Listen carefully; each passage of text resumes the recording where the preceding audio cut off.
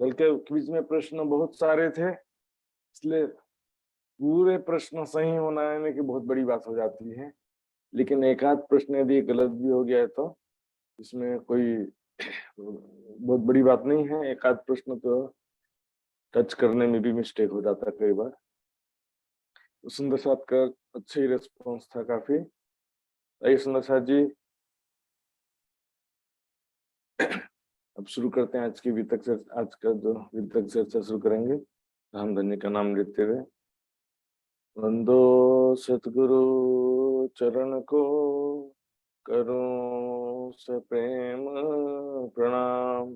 अशुभ हरण मंगल करण, धनी श्री देव चंद्र जी नाम। श्री प्राणनाथ निज मूल पति, श्री महराज सुनाम।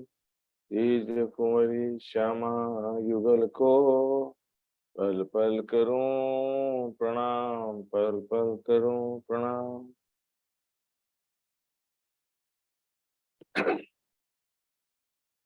अब लड़ाई करने को जाइए पास सुल्तान, इनको प्रथम दावत करें, ए ल्यावे ईमान, ए ल्यावे ईमान।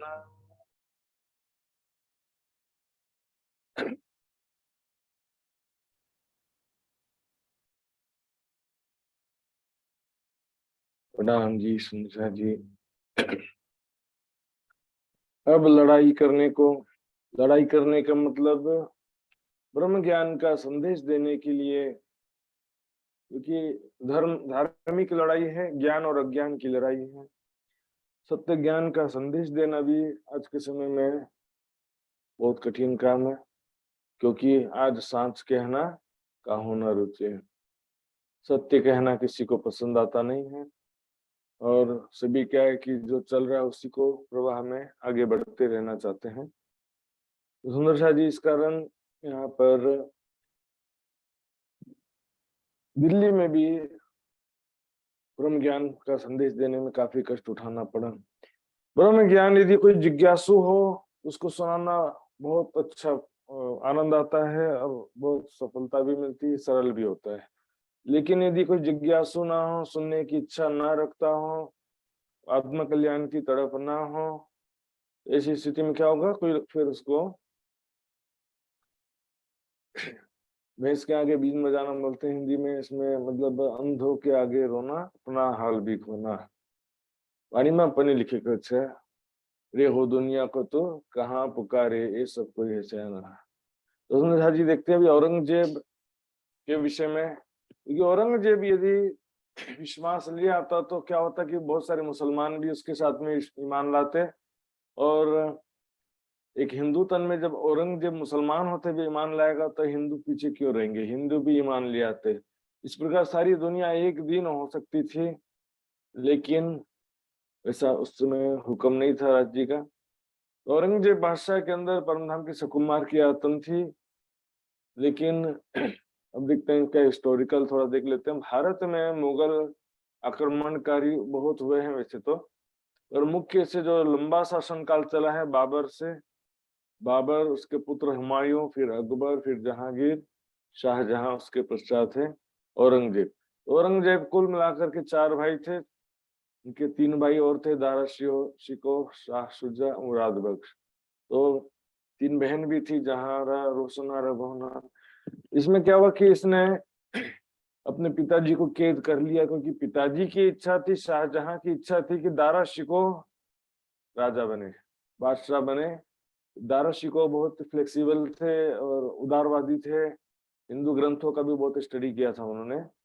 लेकिन औरंगजेब जो है तालिबान जैसा था, उसने बोला कि दारा शिको जो अपने धर्म से फिर गया है, और लोग काजी मौलवियों को भड़का दिया उसने। तो धर्म त्याग के आरोप में दारा शिको को फांसी दिया। उससे पहले युद्ध में भी छल कपट पूर्वक हराया था उसको, दारा शिको को। शाह शुजा जो है वो भी, इनसे भी लड़ाई हुआ, इसको ये भी भाग करके बर्मा चले गए। मुराद बख्श जो था उसको भी फांसी दे दिया। तीन बहन थी तो उसमें से जो रोशन आरा थी, वो औरंगजेब के विशेष सपोर्टर थी। रोशन आरा से औरंगजेब की बहुत अच्छी बनती थी। लेकिन जो दूसरी बहन थी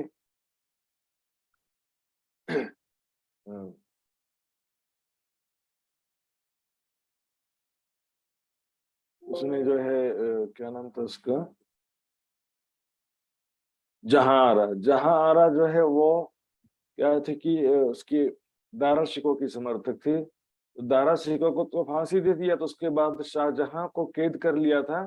तो उसको कैद में उसकी बड़ी बेटी जहां आरा उसका सहायता सेवा करती थी। उसका 8 वर्ष तक सेवा किया अपने पिताजी का, कैद में, जेल में उनका सेवा करते रहे।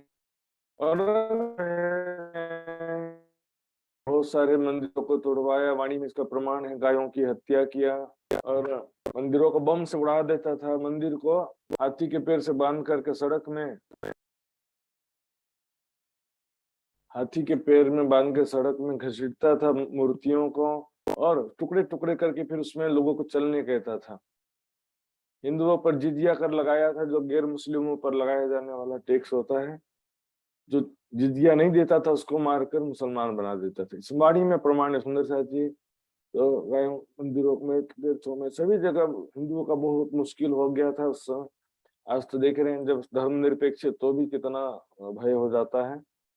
तो उस समय तो ऐसी हालत थी। तो सुंदर शाह जी इस प्रकार से हमने देखा वाणी के आधार पर इसकी एग्जैक्ट स्थिति। लेकिन इसका कारण क्या था कि उनका जो धार्मिक कट्टरता का जो शिक्षा मिला था, और इन लोग क्या है कि धार्मिक कट्टरता के मामले में व्यक्तिगत आचरण भी नहीं देख रहे कि पिता को कैद कर दिया, भाइयों को मार दिया। काजी मौलवियों को बस क्या धार्मिक कट्टरता कर रहा है तो उसका सपोर्ट करने लग जाते हैं। तो इस नशा जी देखते हैं, श्री देवचंद जी ने कही थी आवे शकुंडल शाह कुमार, श्री प्राणनाथ जी कहते हैं लालदास जी से, इसे देवचंद जी ने कहा था कि शकुंडल और सुकुमार की आत्मा जब जागृत होगी तब खेल देख पीछे फिरे, तब सारी आत्माएं जागृत हो जाएंगी और खेल देख करके पीछे वापस अपने निज घर जाएंगी। इस वास्ते ढूंढ काढ़िए लीला हो जाहिर। इस कारण से उनको ढूंढना जरूरी है, उनको माया से जागृत करना जरूरी है। इस प्रकार विचार करके मेड़ते से चलकर गोकुल मथुरा आगरे होते दिल्ली पहुंच जाते हैं। तो फिर से नक्शा उसका जो है मैं आपको दिखाता हूँ, नक्शा कहाँ चले गए।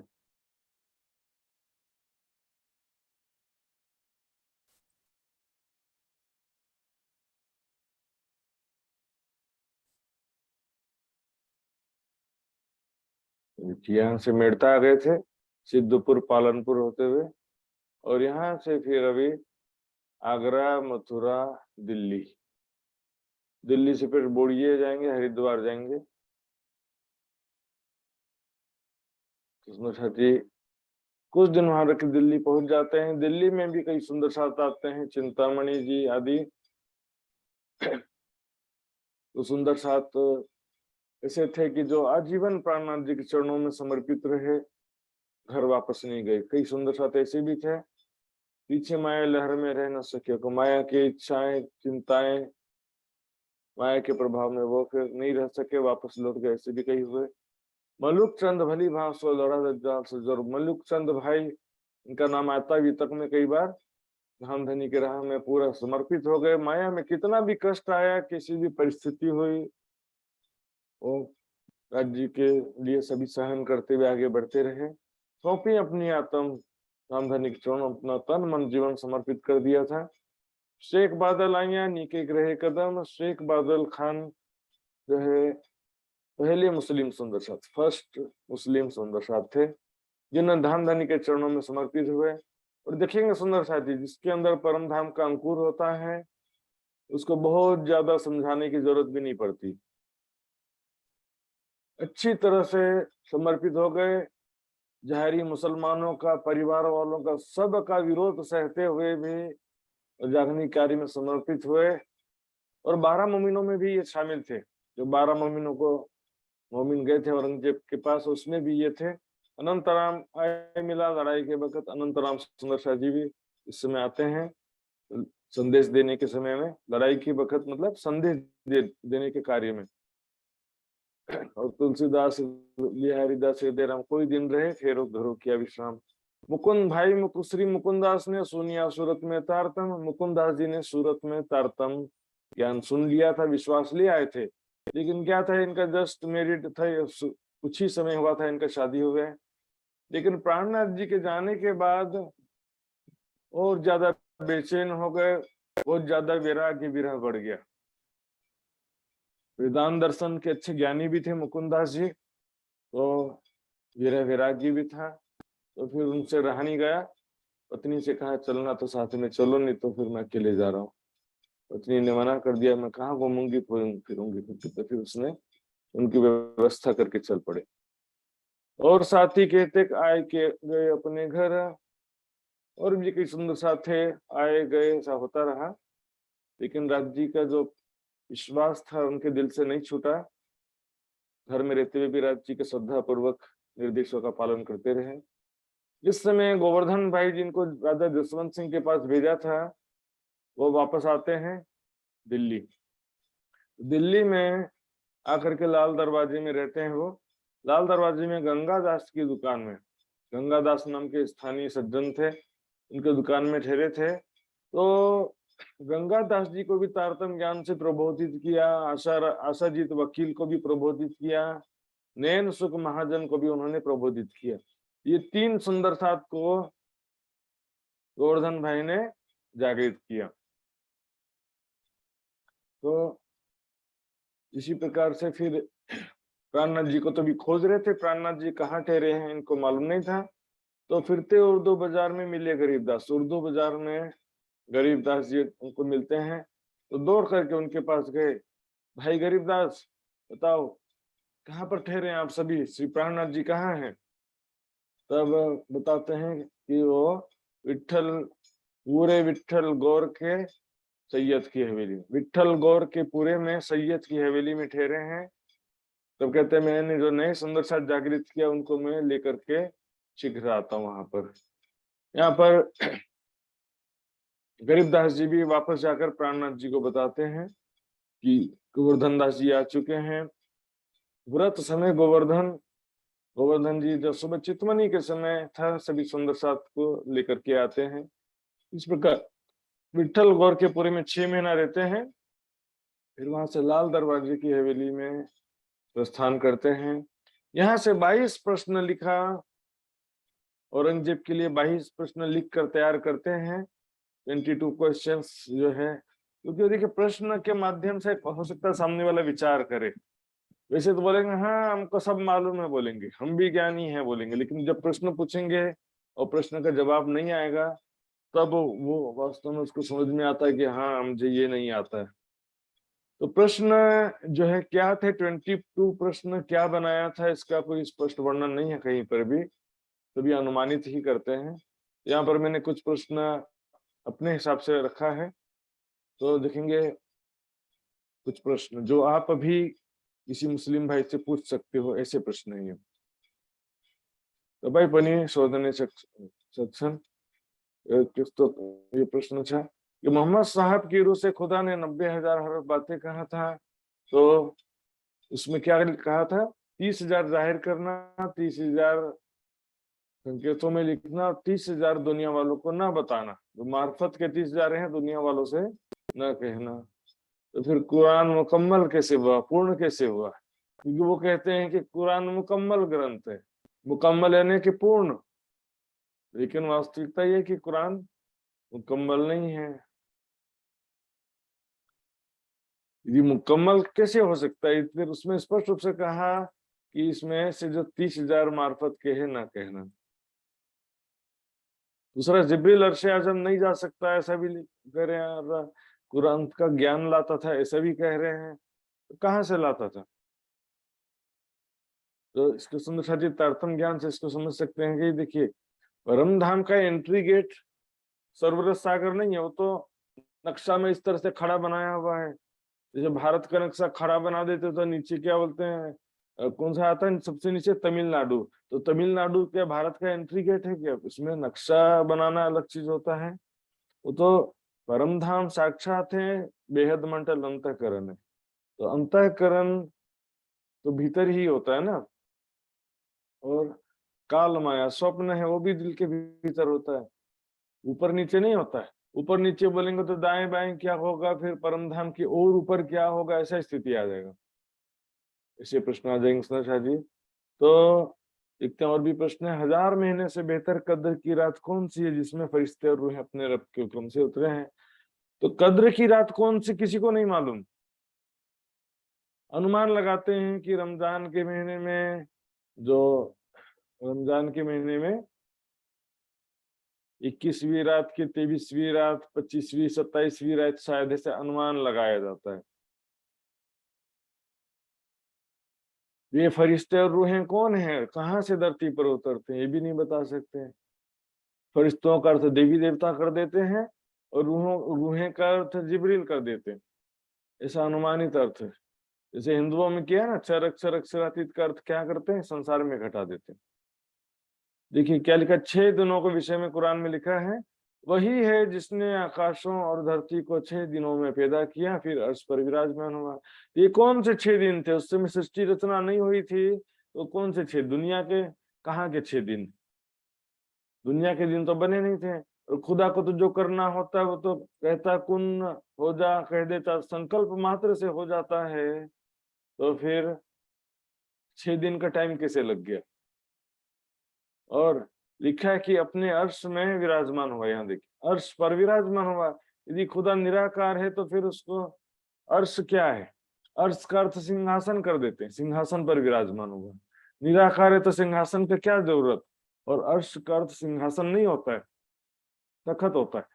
तो अर्श जो है वो कहाँ पर विराजमान है,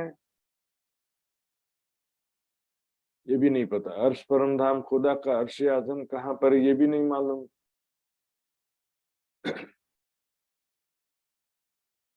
तो सुंदर शाह जी इस प्रकार से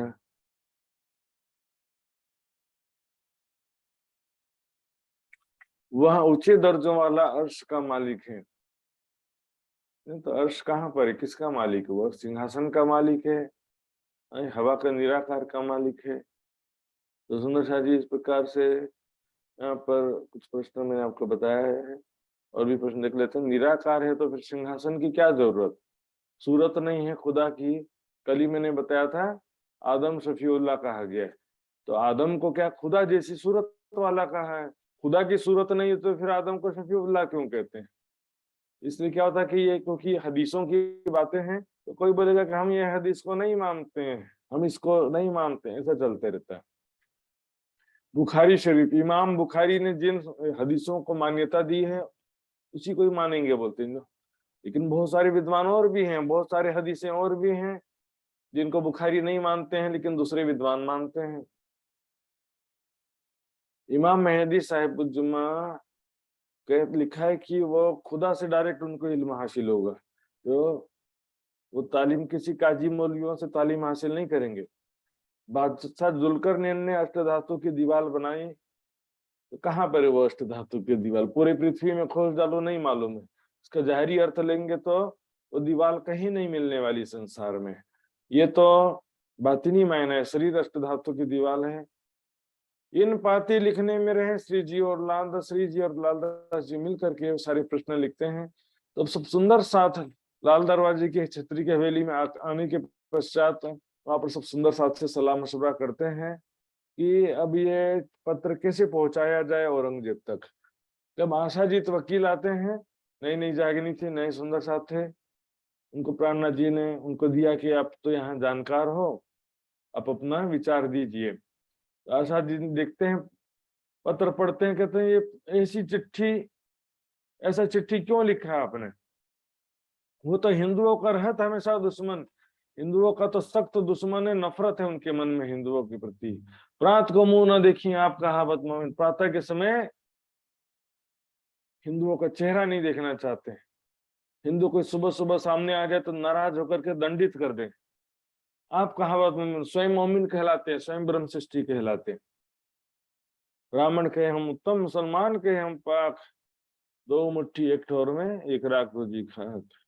सो पाते हिंदवी की क्यों कर सुने का, हिंदी भाषा की चिट्ठी कभी भी नहीं सुन सकता। और शरीयत का कट्टर शासन है, तालिबानी शासन जैसा यहाँ पर स्थिति था उस समय। ये पोहरा मुसलमानों का सख्त शासन है वहां पर। दयाराम दिल प्रेम सो इत आया, ईमान दयाराम भाई भी यहाँ पर दिल्ली में जागनी होता नहीं सुंदर साथ खास सदियों में जाने। इनका नाम भी 12 मोमिनों में था। इन्होंने अपना तन मन जीवन रामधनी के चरणों में समर्पित किया था। दयाराम को लाया ये जो भाई नैनसुख, दयाराम को प्राणनाथ जी के चरणों में लाने का कार्य था नैनसुख भाई का। और नैनसुख भाई को किसी ने जगाया था, गोवर्धन भाई ने। और चंचल आगे चर्चा करी रही तो दयाराम ने चंचल आगे भाई को चर्चा की। देखिए इसे जागने की ज्योत फैल रही है। प्राणनाथ जी ने गोवर्धन भाई को जगाया, गोवर्धन भाई ने नैनसुख भाई को, नैनसुख भाई ने दयाराम को, दयाराम भाई ने चंचल आगे चर्चा करी। इस प्रकार ज्ञान का प्रकाश फैलते जाता है। सुंदर जी हरि प्रसाद हरिकरण, ये दोनों भाई जो है अपने परिवार से छिप छिप कर चर्चा सुनने आते थे। परिवार वाले पता नहीं क्या होता है, सोचते हैं कि बाबा बन जाएगा, ऐसा उनको डर लगा रहता है। गंगाराम जब भी आते थे खाली हाथों ना आवत कब, प्राणनाथ जी के चरणों में आते थे कुछ ना कुछ पावे भली वस्तु, बाजार में जो भी बाजार में वस्तु दिखती है अच्छी से अच्छी कुछ ना कुछ खरीद के लेकर के ही आते थे। दयाराम भाई भी इसी प्रकार मिठाई पकवान मेवे लेकर के आते थे। चंचल भाई लाना चाहते थे, अपनी ही दुकान से चोरी करना पड़ा उनको। चंचल अपनी दुकान से लियावत कर चोरी, अपनी दुकान से, क्योंकि परिवार वाले मना करते थे। चोरी किसी दूसरे के दुकान में नहीं किया, अपने ही परिवार से नजर छिपाकर दुकान से सामान लेते थे और प्राणनाथ जी के चरणों में लेकर के आते थे। सुंदर जी कुटुंब कबीला लड़ते रहते थे, बरजत रहे, मना करते थे हमेशा, लेकिन रामधनी का प्रेम जो दिल में हो गया, वीरा विराग जो हो गया, तो फिर वो रामधनी के चरणों को छोड़ सकता नहीं है। जेठा महाजन जो वेदांत दर्शन के अनुयायी थे, उन्होंने चर्चा सुना, लेकिन उनको निराकार से के सिवा अच्छा लगता ही नहीं है। नहीं, परमात्मा का स्वरूप हो ही नहीं सकता, स्वरूप होगा तो आज भी कैसे करते हैं आर्य समाज या वेदांती को बोलोगे ना परमात्मा का स्वरूप नहीं हो सकता, बोलेंगे परमात्मा का स्वरूप होगा तो फिर वो भोजन खाएगा तो फिर टॉयलेट करेगा, ऐसा करे, संसारिक दृष्टि से देखते हैं। जबकि क्या है का स्वरूप तो है लेकिन त्रिगुणातीत है, नसनाड़ियों से रहित है। निराकार का जिसको ध्यान करने की आदत पड़ जाता है ना, निराकार का ध्यान मतलब कहाँ ध्यान करते सुंदर सरी, देखिए निराकार कोई 14 लोक के बाहर जाकर के ध्यान करते हैं ऐसा नहीं है। हृदय चक्र में स्थित जीव चेतना का ही ध्यान करते हैं, वो ज्योति स्वरूप में दिखाई देता है। परमात्मा कण कण में कहते हैं, सबके हृदय में जो जीव चेतना है उसको भी परमात्मा मानते। अहम ब्रह्मास्मि अय आत्मा ब्रह्म, अय आत्मा, यही जो जीव चेतना है वो ही ब्रह्म है, ऐसा उनका कहना रहता है। तो उसी को निराकार मानते हैं। तो जीव प्रकाश के रूप में दिखाई दिया तो उसको निराकार या स्वरूप से रहित मानकर, तो उसमें भी जो है शुद्ध जीव चेतना के शुद्ध अवस्था जब प्राप्त होती है, निर्विकार अवस्था, शुद्ध चेतना, उसमें भी बहुत आनंद तो होता है सुंदर साथ जी। लेकिन परम धाम के आनंद के सामने जीरो है। लेकिन जिसको शून्य समाधि का आनंद प्राप्त होता है तो फिर वो उसको छोड़ता नहीं है। इसी प्रकार जिसको देवी देवताओं के, कृष्ण के, राम के भजन में सुख प्राप्त हुआ है, उनके राम कृष्ण के जप में सुख प्राप्त हुआ, वो भी नहीं छोड़ पाता है। सुख तो प्राप्त होगा उसमें भी, जब किसी का भी नाम जपेंगे तो कुछ तो सुख प्राप्त होते ही है। लेकिन ये आवश्यक है कि वो अखंड अविनाशी है कि नहीं है। परमात्मा का जो मूल स्वरूप है वो अखंड अविनाशी है, वहां का आनंद है वो शाश्वत है, अनादिकाल से है, अनंत काल तक रहता है। अब ये विचार करने लगे, क्यों ये बात सुने सुल्तान विचार करने लगते हैं कि औरंगजेब तक ये संदेश कैसे पहुंचाएं। बड़ा कठिन समय है, उनका कट्टरवादी शासन है, तो कोई सुरक्षित जगह लेकर के इनसे इस अभियान में आगे बढ़ना पड़ेगा। कोई सुरक्षित जगह देख करके इस अभियान में आगे बढ़ना पड़ेगा। सुंदर जी ऐसा उन्होंने अपने दिल में विचार किया। तो क्या करते हैं, महिला सुंदर साथ को, बुजुर्ग सुंदर साथ को एक दूसरी सुरक्षित हवेली में, दाऊद पांडे की हवेली में रखते हैं, और बाकी सब सुंदर साथ जो है उस समय शाहजहांपुर बोड़िया चले जाते हैं। मैंने अभी नक्शे में आपको दिखाया था, फिर से देखिए, ये है बोड़िया, सहारनपुर के पास आता है बोड़िया। तो आगे चलते हैं। तो अब वहां चल जाते हैं। इसी बीच घटना जस्ट जाने से पहले शाहजहांपुर बुढ़िया जाते हैं, उसके जस्ट पहले, थोड़ा पहले एक घटना हुई थी। सूरत से एक लक्ष्मीदास नाम के सुंदर साथ आए थे दिल्ली में, अपनी पत्नी रूपाबाई और बेटी जमुना को लेकर के आए थे। वहीं पर प्राणनाथ जी जहाँ ठहरे थे उसके समक्ष ही वो किराए के मकान से वो सब रहने लगे। तो लक्ष्मीदास के घर में उपली दृष्ट भईजोर, उनके घर में ऊपरी दृष्ट यानी आड़ी का लीला होने लगी। राजी महाराज प्रत्यक्ष रूप से भौतिक आंखों से दिखाई देने लगे, उनसे बातें करते थे, भोजन आरोगते थे। आवत बड़ा आवेश इस वास्ते माया का कचुना रहे। यहाँ पर आवेश आने से मतलब उनके अंदर नहीं आता था। एक तो होता है कि आवेश, जैसे धाराभाई के प्रसंग में क्या था, मोको आवे तहां आवेश, उनके अंदर राज्य का आवेश आता था और उनको आत्मिक दृष्टि से दिखाई देता था, जिसको देख करके वो चर्चा करते थे। लेकिन यहाँ पर अंदर आवेश नहीं है, प्रत्यक्ष रूप से देख रहे हैं, बातें कर रहे हैं, आड़िका लीला के जैसा। तो यहाँ पर क्या होता था, देखिए सुंदर जी, इस वास्ते माया का कुछ न रह, माया का जरा भी प्रभाव नहीं रहता था उनके हृदय में। यहाँ पर सुंदर जी देखेंगे, मैं कई बार दिखा चुका हूँ, जोश और आवेश समानार्थक शब्द में ही प्रयोग किया। एक तो जो है देखेंगे किसी जगह में वाणी अवतरण का प्रसंग में जब देखते हैं तो वहां पर वाणी अवतरण के प्रसंग में क्या लिखा रहता है कि मैंने दिखाया था हफ्सा में, सभी जगह में, जोश की शक्ति दिया जोश हके बल, उतरे कलाम कादर से पहुंचा हुक्म से। जोश की शक्ति के द्वारा सारा वाणी अवतरण के प्रसंग में सारा वर्णन आता है। और यहाँ पर जबकि कोई माइनर प्रसंग है, आड़ी का लीला चल रही है, यहाँ पर राज्य के आवेश का शब्द का प्रयोग हुआ है। किसी जगह जोश का प्रयोग हो जाता है, किसी जगह आवेश का हो जाता है, इसमें कोई अंतर बड़ी बात नहीं है। सुंदर जी, दोनों समानार्थी शब्द हैं। और कोई बोलेगा सिर्फ आवेश आने से ही राज्य का दर्शन होता है, तो ऐसा नहीं है।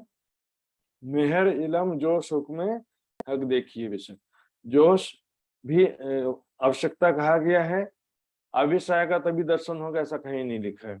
चितवनी में भी हम बोलते हैं, चितवनी करने को बेला में कई भंसो हमें धनी का जोश मेरी आत्म को लेके जा रहा है, ऐसा बोलते हैं तेस्तो भंसन नहीं। तो यहाँ पर यदि जोश आवेश अलग है और आवेश बड़ी शक्ति, तो ऐसा बोलना चाहिए कि आवेश मेरी आत्म को लेके जा रही है, ऐसा तो कोई नहीं बोलता। और ऐसा लिखा भी नहीं है कि जमुना जी के आगे आवेश लेकर के गया, ऐसा नहीं है। जोश और प्रेम दो चीजें, इश्क जोश मिल करे भेद, दुख न दीजिए देह को सुखे छोड़िए शरीर, ए सिद्ध इनविद हो इश्क जोश मिल करें जब भी। इश्क भी चाहिए, जोश भी चाहिए, दुईटा शक्ति चाहिए। तो यहाँ पर ये सुंदर साथ क्या करते हैं, बोले कि सदगुरु महाराज मेरी आत्म को लेके जा रहे हैं। बहुत पुराना स्टाइल है सुंदर साथ। सदगुरु महाराज सत्स्वरूप में रुकनो भयो, क्यों रुक गए भाई? एक सुंदर साथ ने मुझसे प्रश्न किया था 15 साल पहले, क्या सदगुरु के अंदर इश्क नहीं है, तो सदगुरु सत्स्वरूप में क्यों रोक देते हो? सदगुरु के अंदर राज्य का आवेश नहीं है या इश्क नहीं, ऐसा कैसे हम कह सकते हैं? और उचित यह है कि क्योंकि हम आत्मा के ले जाने की बात है, तो सदगुरु का फिजिकल बॉडी आत्मा को कैसे ले जा सकता है? ध्यान में जोश आवेश एक ही शब्द है सुंदर साथ जी। और ये हमको सदगुरु के तन में फिजिकल बॉडी नहीं देखना होता है। और ये मैं बताऊंगा आगे चल के प्रसंग के अनुसार कि जोश की शक्ति नहीं जा पाया था, ये मोहम्मद साहब के समय की बात है। अब के समय की जो बात है वो शक्ति जाएगी परंधा। महाराज जी के दिल में क्या था कि हंसी करने का था, तो आड़ी का लीला कर रहे थे लक्ष्मीदास जी के साथ में। लक्ष्मीदास जी को वायदा किया, राज जी ने सामने प्रकट होकर के बातचीत करते हुए वादा किया कि आज से 8वें दिन सकुमार बाई की जागनी होगी तुम्हारे हाथों, तुम्हारे द्वारा औरंगजेब की जागनी हो जाएगी। तब आखिर के जैसे प्राणनाथ जी को उन्होंने बताया, तो प्राणनाथ जी कहते हैं आओ आओ, इनको मेरे साथ में आसन लगा दो इनका, आज से राज जी इनको इतनी बड़ी शोभा देने वाले हैं, आज से इनके पद बढ़ जाता है, मेरे साथ में ये विराजमान होंगे। प्राणनाथ जी कह देते हैं, श्री राज की कृपा कहूं ऊपर होई, सो मेरे आगे होए एक काम करे। श्री राज जी महाराज की जिसके ऊपर भी कृपा हो, राज जी जिससे जागरण कार्य करवाना चाहें करवाएं। यदि देवचंद जी मेरे सिर पर हैं तो करो नहीं चित्त मोड़, मैं उससे द्वेष की भावना नहीं रखूंगा कि उसको उसने कैसे चर्चा कर दिया, उसने कैसे तारतम दे दिया।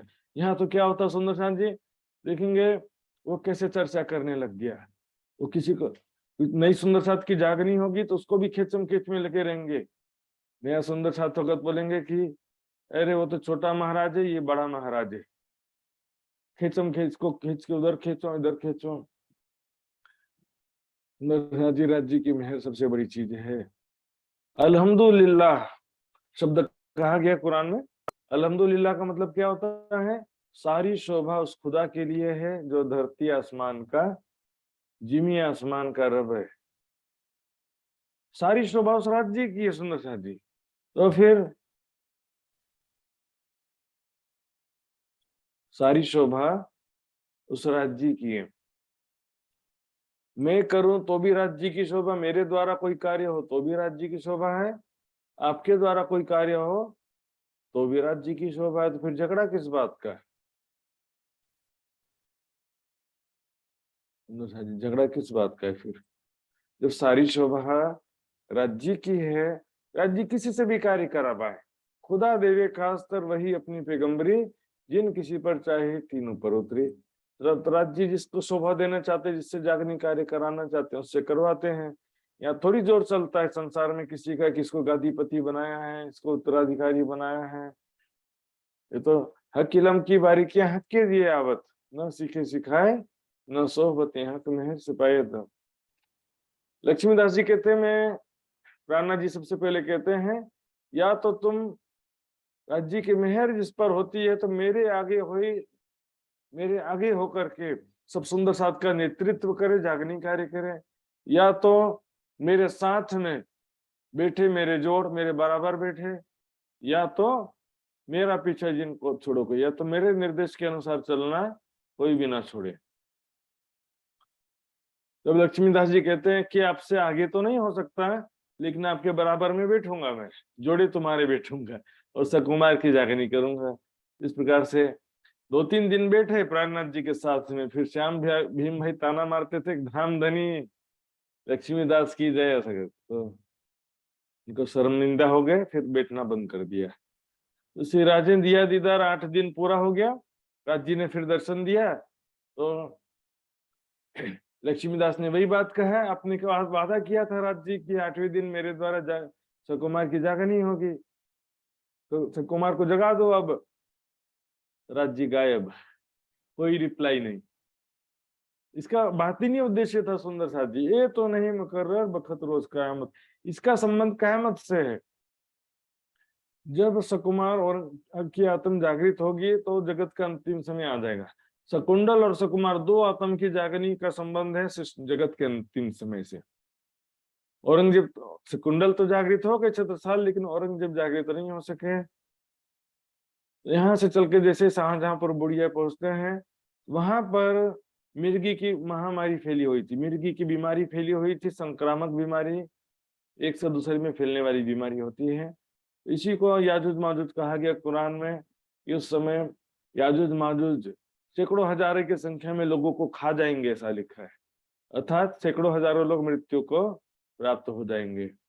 वहां पर नागजी भाई को भी ये बीमारी पकड़ लेती है। मलकल मौत चलो भी, ऐसा लगा कि अब मरे के तब मृत्यु हो जाएगी, ऐसा लग रहा था। तब उनको अपनी शक्ति देकर, जोश देकर के परम धाम का दर्शन कराया, जिससे कि उनकी मृत्यु नहीं हुई, काल को मारिया। जो नागजी की प्राण रक्षा किया राजी महाराज धामधनी ने। यहाँ देखेंगे सुंदर सा जी, जोश जो कहते हैं ना कि आवेश ही से ही दर्शन होता है, जोश से राज्य का दर्शन नहीं होता है। यहाँ पर देख लीजिए, जोश के द्वारा उनको परम धाम राज्य का दर्शन करा दिया, स्पष्ट रूप से लिखा है। यहाँ से खड़काड़ी राजा के पास भी भेजते हैं सुंदर साथ को, लेकिन उसके अंदर कोई अंकुर नहीं था। यहाँ से भीम और लालदास जी को दिल्ली भेजते हैं। 22 पत्र जो प्रश्न थे वो पहले हिंदी में थे, उसको फारसी भाषा में अनुवाद करके करवा के उसको दे करके भीमलाल दास जी को दिल्ली भेजते हैं।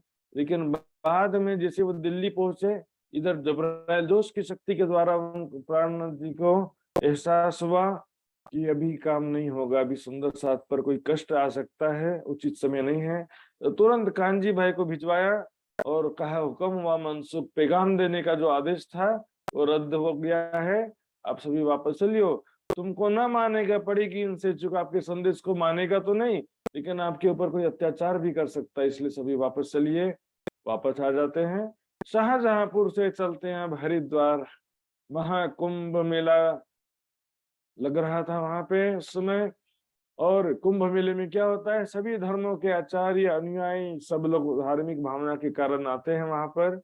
धार्मिक वातावरण होता है, बहुत बड़ा मेला होता है, लाखों की संख्या में लोग एकत्रित होते हैं। सुंदर साथ जी आज भी देखिए, कुंभ मेला नाम क्यों पड़ा, इसके इसकी परंपरा कैसे प्रारंभ हुई, इसका क्या हिस्ट्री देखेंगे। तो ये पौराणिक मान्यता के अनुसार ऐसा कथानक है कि देवों और राक्षसों ने मिलकर समुद्र मंथन किया। तो आता है कि क्षीर सागर में नीचे कछुआ को रखा और ऊपर जो है मंदराचल पर्वत, और कौन सा सांप था, वासुकी नाग, नाग को रस्सी बना दिया और ऐसे करके मंदराचल पर्वत का मंथन कर रहे हैं। समुद्र का मंथन समझ लेते हैं, फिजिकल स्वरूप यहाँ क्षीर सागर कहाँ पर है। वो मंथन किया तो 14 रत्न निकले, हलाहल विष कामधेनु गाय उच्च श्रवा घोड़ा ऐरावत हाथी से 14 रत्न निकले। लक्ष्मी भी आती रत्न में, और सबसे अंत में अमृत निकला, ब्रह्म ज्ञान रूपी अमृत है, लेकिन उन लोग क्या मानते हैं, अमृत निकला था। तो अमृत कलश, अमृत जो एक घड़े पे था उसको बोलते हैं अमृत कुंभ, घड़े को क्या बोलते हैं, कुंभ। तो अमृत कुंभ के नाम से इस मेले का नाम पड़ गया कुंभ मेला। तो अमृत कुंभ जो निकला तो क्या हुआ कि उनको पीने के लिए देवों और राक्षसों में विवाद हो गया कि नहीं पहले हम पिएंगे, पहले ये लोग पी लेंगे तो हमको मिलेगा ही नहीं, खत्म हो जाएगा। तो क्या हुआ, विष्णु भगवान ने मोहिनी रूप धारण करके सुंदर स्त्री का रूप धारण किया और राक्षसों से कहा कि मैं जो है आपको पिलाऊंगा। लेकिन इसमें क्या है कि ऊपर ऊपर पानी है, नीचे की तरफ गाढ़ा है, इसलिए पानी वाला इन देवताओं को पिला देता हूँ फिर आपको पिला दूंगी ऐसे करके। तो लेकिन ये तो प्रसंग बाद में हुआ, उससे पहले जब देवता और राक्षस झगड़ रहे थे तो वो भागते भागते और अमृत कुंभ लेकर के भागने के लगे देवता। तो भागते हुए कुछ बूंदे पृथ्वी पर 4 स्थानों में गिर गई, मानो के अंतरिक्ष में आकाश में दौड़ रहे थे तो आकाश से नीचे गिर गया ऐसा। जी आकाश कहाँ पर दौड़ रहे थे, पृथ्वी तो लगातार गोल घूमे जा रही है, तो दौड़ कहाँ रहे थे आकाश में वो। तो सुंदर साथ जी वास्तव में देखेंगे ये क्या है, समुद्र मंथन से चंद्रमा कैसे निकलेगा, सोचिए जरा। समुद्र मंथन से लक्ष्मी देवी शराब, समुद्र मंथन से मतलब क्या है देखेंगे सुंदर साथ जी। वास्तव में क्या है, ये संसार समुद्र का, संसार सागर की बात है। संसार सागर का चिंतन करके सारभूत 14 वस्तुएं निश्चित किया उन्होंने। संसार में क्या किया, यूनिक थिंग है, जैसे बोलते हैं ना 7 अजूबा, संसार में 7 अजूबे हैं, मतलब यूनिक थिंग्स। जैसे 4 जो है बुद्धिजीवियों ने 4 चीजें माना, 4 जगहों में, सॉरी 14 जो है ये चीजें थी, 14 रत्न उन्होंने निकाला। लेकिन निश्चित किया, मतलब संसार में 14 चीजें हैं। हलाहल विष यानी कि विष के समान, निंदा विष के समान होता है, जिसको शंकर भगवान ही सहन कर सकते हैं। योगी कोई होगा वही सहन कर सकता है, निंदा को सहन करना और किसी के बस की बात। निंदा से बढ़कर क्या विषय बताइए। इसी तरह से गाय तो कामधेनु के ही समान है। इस तरह संसार में देखेंगे, रंभा का मतलब क्या, सुंदर स्त्री, लक्ष्मी मतलब धन। धन किसके पास जाता है, जो विष्णु भगवान सतोगुणी व्यक्ति होता है उसी के पास धन ठहरता है, किसी के पास ठहरता नहीं है। मदिरा का पान कौन करता है, मदिरा का पान राक्षस लोग करते हैं, अर्थात जो तमोगुणी व्यक्ति है वही राक्षस है, वो शराब पीते हैं।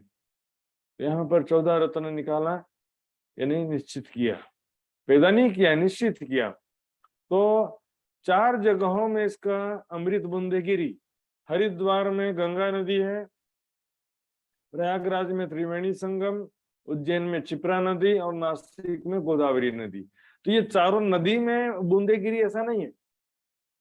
यदि बूंदे गिरी है ऐसा माने भी तो भी सुंदर साथ जी वर्षों लाखों वर्ष पहले बूंदे गिरी अभी कहाँ सुरक्षित रहने वाला है।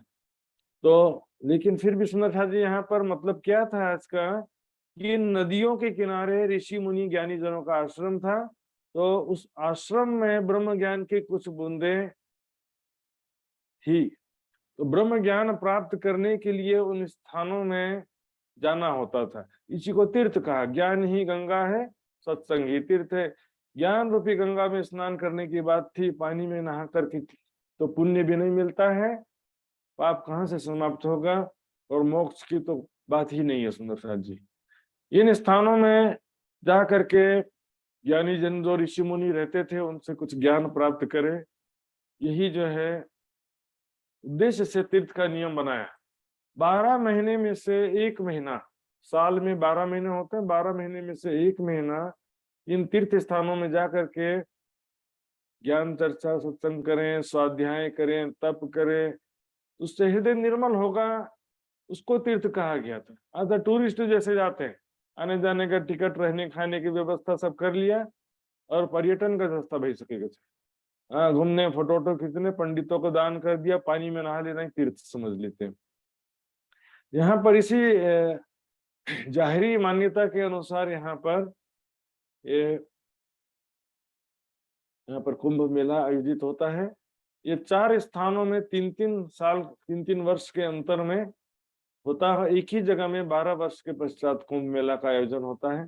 जैसे 3 वर्ष पहले हरिद्वार में हुआ तो 3 साल बाद प्रयागराज में होगा, फिर 3 साल बाद उज्जैन में होगा, 3 साल बाद नासिक में होगा, फिर 3 साल बाद हरिद्वार में होगा। तो एक जगह में 12 वर्ष के पश्चात नंबर आता है।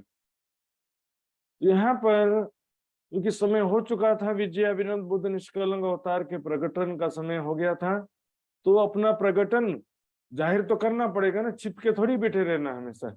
दुनिया के सामने स्वयं को जाहिर करने के लिए विप्रानाथ जी कुछ सुंदर साथ के साथ चल पड़ते हैं। ये समय हो चुका था, शक संवत शालिवाहन राजा के 1600 वर्ष व्यतीत हो चुके थे और विक्रमादित्य राजा के 1735 वर्ष हो चुके थे, जो ग्रंथों में प्रमाण यहाँ पर भी मैंने बताया था। शालिवाहन शका तो गत शतम शतम जीवोद्धराय ब्रह्मांडे कल की प्रादुर्भविष्य थी, यहाँ पर भी लिखा है। महितले चमले छनाम राज्यवंश प्रवर्तित, ये भी मैंने बताया था। विक्रम से गति अवधि सप्तदशाष्टक में संवत 1635 में बुद्ध निष्कलंक स्वरूप का प्रकटन होगा। तो यहाँ क्या लिखा है, जिद वही फिर कंसो, बुद्ध ईश्वरों के ईश्वर। जिद होना मतलब मेरी ही बात सच्ची है, मैं जो बोल रहा हूं वही सच बोल रहा हूं। सुंदर साथ जी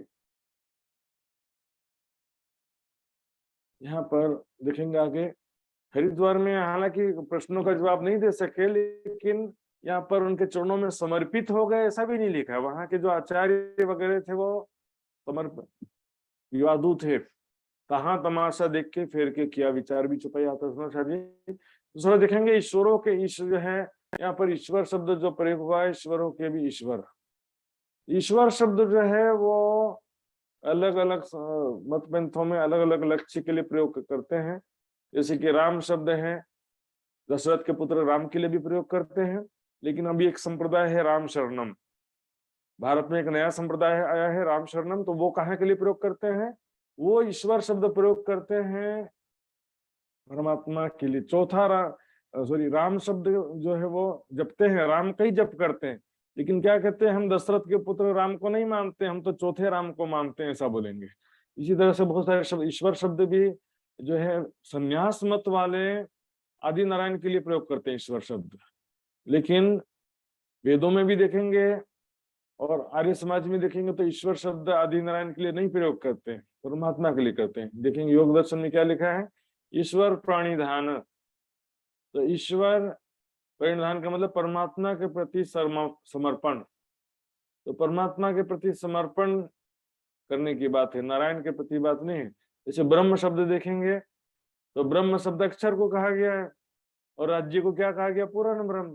पूर्ण ब्रह्म, ब्रह्म से न्यारे आनंद खंड पारे। लेकिन यहाँ पर इसका मतलब ये नहीं कि राज्य को ब्रह्म नहीं कहा गया, राज्य को ब्रह्म भी कहा गया, पूर्ण ब्रह्म भी कहा गया। प्रेम ब्रह्म दो एक है, सौ दो दुनी में ना है। यहाँ करेंगे पूर्ण ब्रह्म, ब्रह्म से नहीं आ रहे, यहाँ करेंगे प्रेम ब्रह्म दो एक है। यहाँ तो अक्षर की बात है ही नहीं। प्रेम ब्रह्म दो एक है, सौ दो दुनी में ना है। तो इस तरह से क्या है कि शब्द जो है उसका लक्ष्य डिपेंड करता है। शिव शब्द भी पौराणिक हिंदू क्या करेंगे, शंकर भगवान के लिए प्रयोग करते हैं, ओम नमः शिवाय, इन शंकर भगवान। लेकिन वैदिक मत वाले शिव शब्द परमात्मा के लिए प्रयोग करते हैं, ओम नमः शिवाय से परमात्मा के प्रति टारगेट लक्ष्य करते हैं, लेकिन फिर परमात्मा को तो निराकार मान लेते हैं, वहां भी गड़बड़ हो जाता है। हरिद्वार के मेला में चार संप्रदायता है, चार संप्रदाय जो पौराणिक मत के प्रचलित चार संप्रदाय थे। ये चारों संप्रदाय पौराणिक मत हैं, अर्थात पुराणों पर आधारित है। और वैदिक मत में आते हैं संन्यास मत, या 6 दर्शनों के अलग अलग दर्शन है, फिर भी 6 दर्शन है, वो भी वैदिक मत के अंतर्गत ही आते हैं। अर्थात वैदिक मत में भी एक ही विचारधारा नहीं होता, वेदों का आधार लेकर के भी कई संप्रदाय बन जाते हैं। आज भी देखेंगे तो प्राचीन वेदांती, नवीन वेदांती, यानी संन्यास मत, और आर्य समाज, और भी बहुत सारे मत है। राम शर्माचार्य का भी गायत्री परिवार, वो भी वैदिक मत के अंतर्गत है, लेकिन वो भी अलग है। ऐसे बहुत सारे मत हो जाते हैं, पंथ पंडे बहुत सारे बन जाते हैं। उस समय 4 संप्रदाय, 6 दर्शन और 10 नाम संन्यास मत वाले आए थे वहां पर।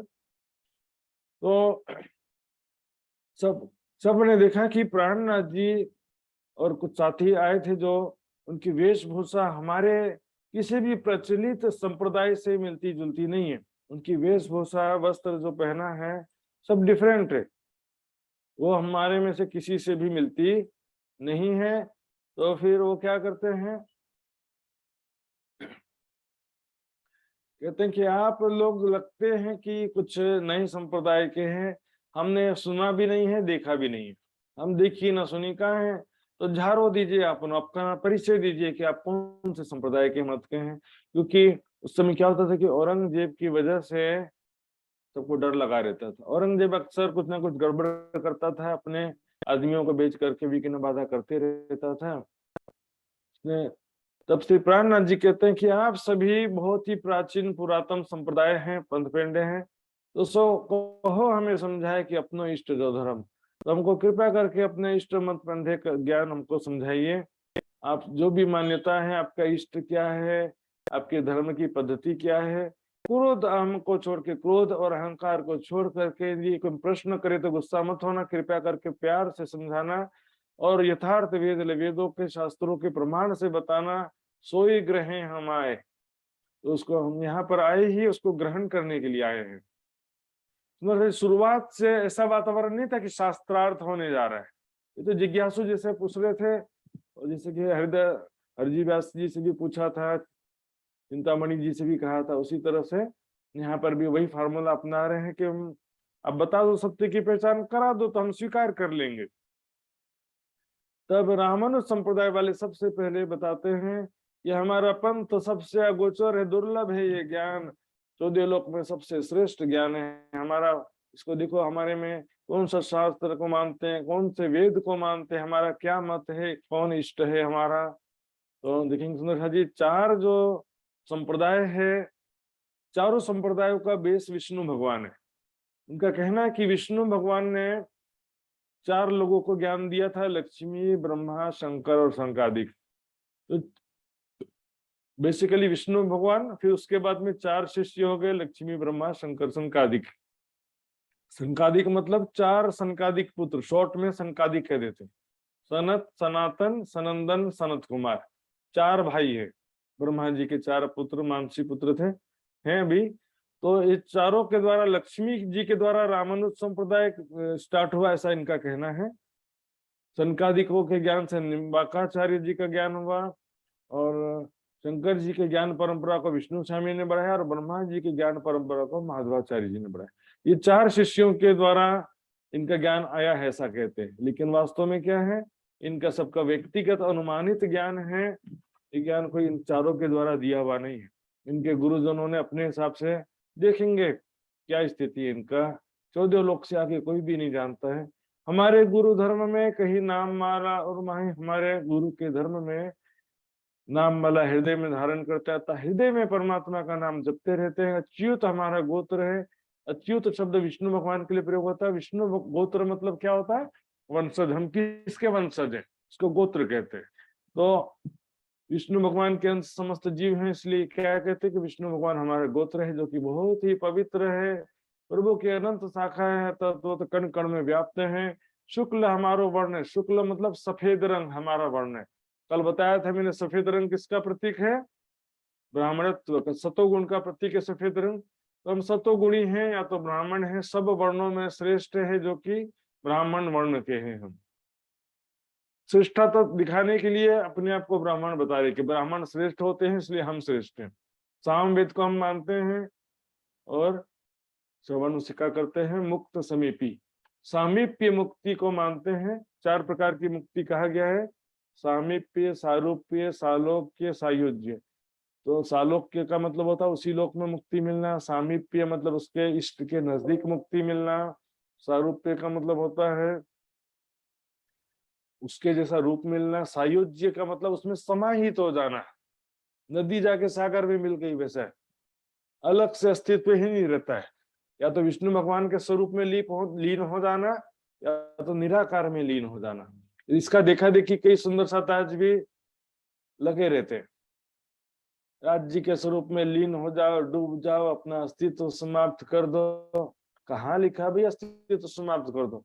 परात्म को लेके विलसिए शंख सम। स्वयं को परात्म स्वरूप में देखते हुए राज्य के साथ लीला विहार करने की बात है। अस्तित्व समाप्त करने की बात कहाँ पर है, बता दीजिए। और देखिए, स्वरूप देख करके जो डूबने की बात है वो स्थिति भी देखिए। मान लो कि मैं राज्य के स्वरूप को एक टक होके देख रही हूँ। उनका वक्ष स्थल, उनके जो जामा और जगमगाते हुए 5 हार कितने सुंदर दिखाई दे रहे हैं। ध्यान से देखे जा रहा। लेकिन क्या होता है, जैसे राज्य के स्वरूप का मूवमेंट होगा, हिल जाएंगे राज्य महाराज, तो मेरी आंखों के सामने वो अंग हट जाएगा, दूसरा अंग आ जाएगा। तो उसमें क्या होता है, एक अंग से दूसरे अंग में, दूसरे अंग से तीसरे अंग में जंप होते रहता है। फिर राज्य प्रेम से पुकारेंगे प्यारी सखी, तो राज्य के मुखारबिंद की तरफ ध्यान चला जाएगा। कभी कानों के कुंडल की तरफ चला जाएगा, कभी बाजूबंद के 5 रंग के फुम्मक की तरफ ध्यान चला जाएगा। लीन होने की बात तो लोग क्यों करते हैं? सूफी लोग करते हैं लीन होने की बात, क्योंकि उनका भी मानना वही है, अनल हक, यानी कि अहम ब्रह्मास्मि। तो सूफियों में भी वही सिद्धांत है कि मैं भी ब्रह्म हूँ, तुम भी ब्रह्म, सबके अंदर खुदा का नूर है। तो इसलिए वो समाहित होने की बात करते हैं कि हम जीव चेतना को, वो ब्रह्म सत्ता रूप जीव चेतना को ही ब्रह्म समझ लेते हैं। तो सुंदर शाह जी यहाँ पर ये 4 प्रकार की मुक्ति है। चारों संप्रदाय ने एक एक मुक्ति को बांट लिया है।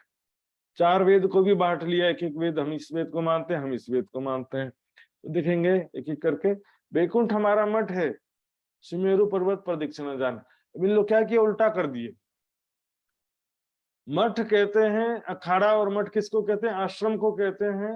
और धाम कहते हैं अपने इष्ट का निवास स्थान या मुक्ति के स्थान को। ये लोग क्या करते हैं, बैकुंठ को तो मठ और अखाड़ा बना दिया, और यह मृत्यु लोक में जो दक्षिण भारत में आश्रम है उसको धाम बना दिया इन लोगों ने। उल्टा कर देते। सुमेरु पर्वत का प्रदक्षिणा करते हैं, बोलते हैं हमारा निराकार हिक्का बीज मंत्र है। नभ इन्हें आकाश के समान जो है व्यापक परमात्मा को मानते हैं। पद्मनाभ जो क्षेत्र है, पद्मनाभ हमारा क्षेत्र है। मेलकोटा दक्षिण भारत में जो इनका स्थान है, वहां पर सुख विलास का स्थान, वहीं जाते हैं, वहीं पर इनको आनंद मिलता है। बैकुंठ का आनंद भी नहीं चाहिए इनको। लक्ष्मी इष्ट अति गोप है, उज्ज्वल अति प्रकाश लक्ष्मी हमारी इष्ट है। इसके द्वारा ज्ञान का ये प्रकाश हुआ है। ये पद्धति लक्ष्मी जी से चली है। विष्णु भगवान से लक्ष्मी जी को ज्ञान प्राप्त हुआ, और लक्ष्मी जी से इनको प्राप्त हुआ, ऐसा इनका कहना है। ये पद्धति बिना तो भ्रम में डूबे रहोगे तुम, ऐसा कहते हैं। कोई बात नहीं, डूबे रहेंगे, चलो। 14 भवन पर बैकुंठ है, सोई अखाड़ा सुहाए। 14 भवन पर जो बैकुंठ लग, वो अखाड़ा कहते हैं। अखाड़ा क्या कहते हैं? जहां पर ऋषि जन या योगी जन या भक्त जन रहते हैं, जहां पर साधना का स्थान होता है, आश्रम होता है, उसको कहते हैं। लेकिन क्या विष्णु भगवान को ये लोग आचार्य मानते हैं ना, विष्णु भगवान से मूल रूप से ज्ञान मिला इनको, इसलिए बैकुंठ को अखाड़ा बना दिया। रंगनाथ को धाम बनाते, दक्षिण भारत का एक शहर है रंगनाथ, उसको धाम बना दिया। चारों धाम, तीनों पूरी धाम हम भी लगे रहते हैं। नदी कावेरी तीर्थ है, कमला हमारी देवी, ये सब सारी इच्छाओं को पूर्ण करती है। नारायण हमारे देवता हैं, विष्णु आचार्य हैं। गायत्री निरंजन, अलख निरंजन का गायत्री मंत्र है, रामानुज की पद्धति कहते हैं। तो प्राणनाथ जी कहते हैं, धन्य हो रामानुज वालो, तुम धन्य हो, तुम धन्य रामानुज थे। फिर बोलते कि बस एक ही समस्या है, आपने जो भी वर्णन किया है जगत के अंदर का कहा है, क्षर जगत के अंतर्गत कहा है, और वेद कहते हैं कि जगत का नाश हो जाता है। श्रीमद् भागवत में भी कहा है कि परमात्मा इस जो जगत में नहीं हो सकता, क्योंकि जगत में क्या है, यहाँ पर नैमित्तिक प्रलय में स्वर्ग लोक तत्व लय हो जाता है, लेकिन तीसरा जो प्राकृत प्रलय है उसमें सभी लोक लय को प्राप्त हो जाते हैं। स्पष्ट रूप से भागवत में लिखा है, मैंने उस प्रसंग में पहले दिखाया था आपको। तो सुंदर जी वेदों में भी देखेंगे, वेदों में क्या कहा, न असत आसित न असत आसित तदानीम न आसित रजह नव्यो परोयत। उस समय असत्य भी नहीं था, सत्य भी नहीं था, अव्यक्त सूक्ष्म जो प्रकृति कह देते हैं लोग, वास्तव में प्रकृति नहीं है, वो जो कण कण में व्याप्त ब्रह्म सत्ता है, उसको वह भी नहीं था उस समय। न परमाणु, रजह यानी परमाणु भी नहीं थे, आकाश भी नहीं था।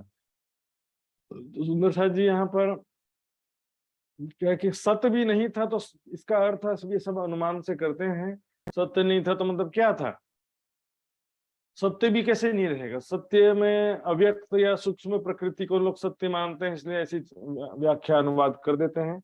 सूक्ष्म परमाणु को वो अखंड मानते हैं इसलिए, लेकिन सूक्ष्म परमाणु भी उस समय नहीं था, और वास्तव में जो कण कण में व्याप्त ब्रह्म सत्ता की बात है यहाँ पर, वो भी उस समय नहीं था। इस तरह से अब रामानुज वाले जवाब नहीं दे पाते हैं कि भाई महाप्रलय के पश्चात परमात्मा का स्वरूप कहाँ रहेगा। अब निमानुज संप्रदाय वाले आते हैं, कहते हैं हम अपनी संप्रदाय के बारे में बताएंगे, आप इसको सुनेंगे तो आपको शांति प्राप्त हो जाएगा। तो निम्बार्क आचार्य कहते हैं, निमानुज संप्रदाय को निम्बार्क संप्रदाय भी कहते हैं।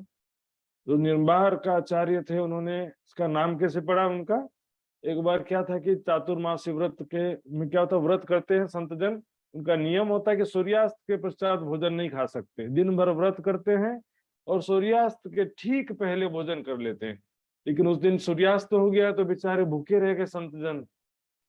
बोले फिर तो बेचारे भूखे प्यासे बैठे रहना पड़ेगा, तो उनको अपने योग शक्ति के द्वारा नीम के पेड़ में सूर्य का दर्शन करा दिया। तो सूर्य को भी अर्क कहते हैं संस्कृत में, तो नीम के पेड़ पे अर्क यानी सूर्य का दर्शन करा दिया, इसलिए उसका नीम अर्क, निम्ब अर्क, निम्बार्क नाम पड़ गया इस प्रकार से।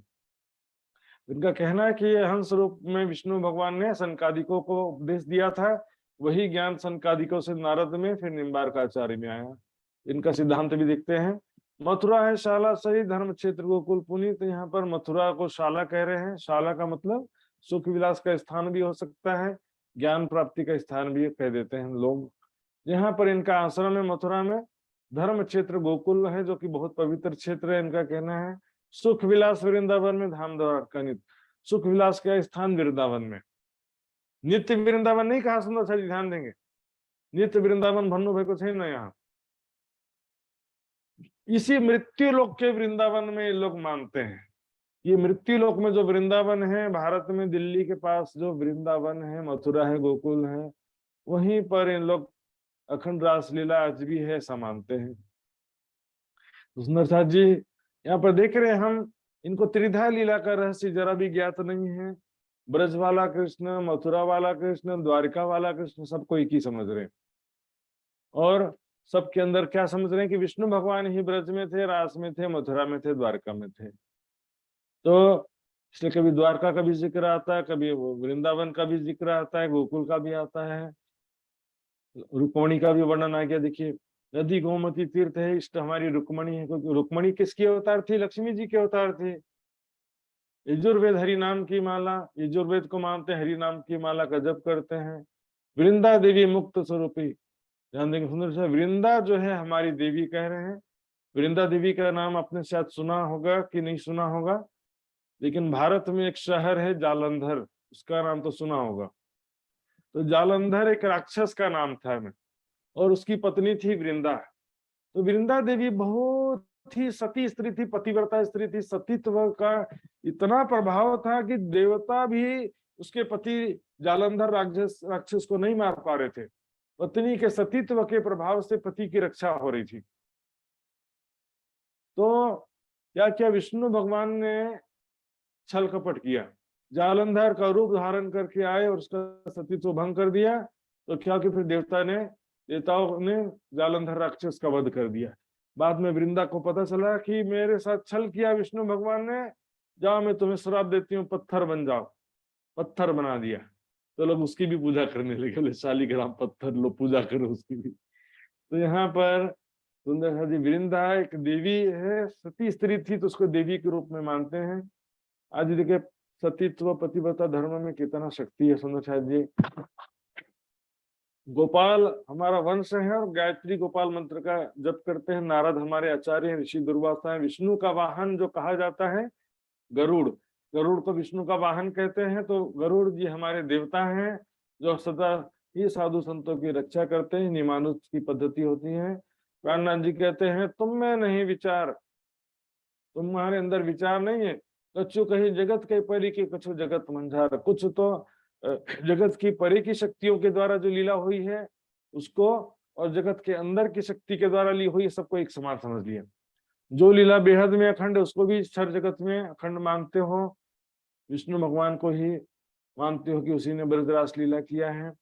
सार असार को एक किए मिले नहीं मतवेद।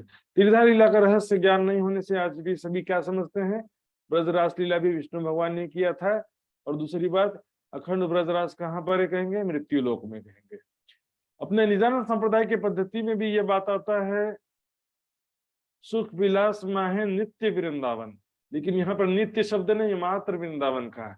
लेकिन निजानंद संप्रदाय पद्धति में क्या आता है, नित्य वृंदावन शब्द आता है।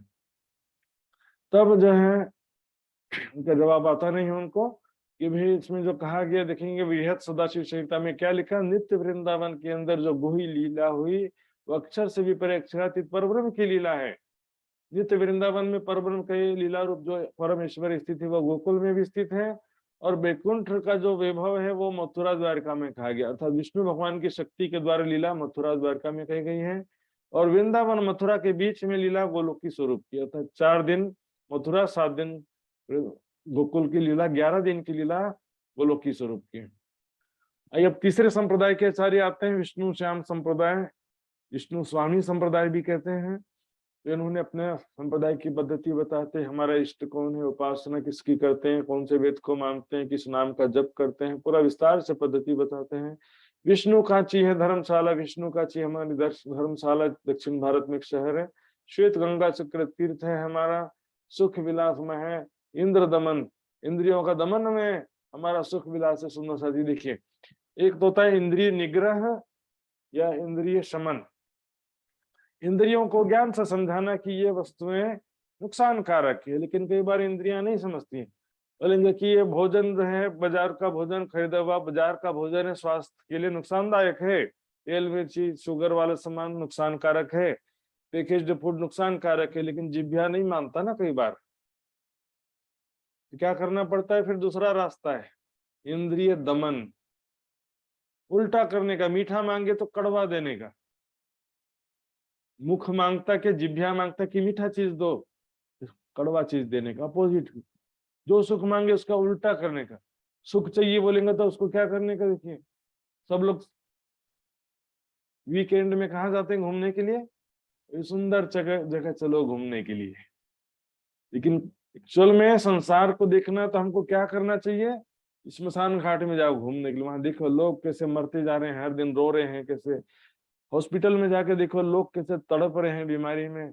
मतलब ये ऐसी चीजें जो संसार की वास्तविकता कोई देखना चाहता नहीं है। इंद्रिय दमन के द्वारा ये जो है क्या करते हैं, इंद्रिय दमन कैसे करते हैं, जैसे गर्मी का मौसम है, तेज गर्मी है, तो सूर्य की गर्मी तो है दिन के 12 बजे, और 4 दिशा में 4 अग्नि जला देंगे, बीच में नंगे शरीर बैठ जाएंगे। एक तो वैसे ही गर्मी का मौसम और चारों तरफ से आग ही जल रही है।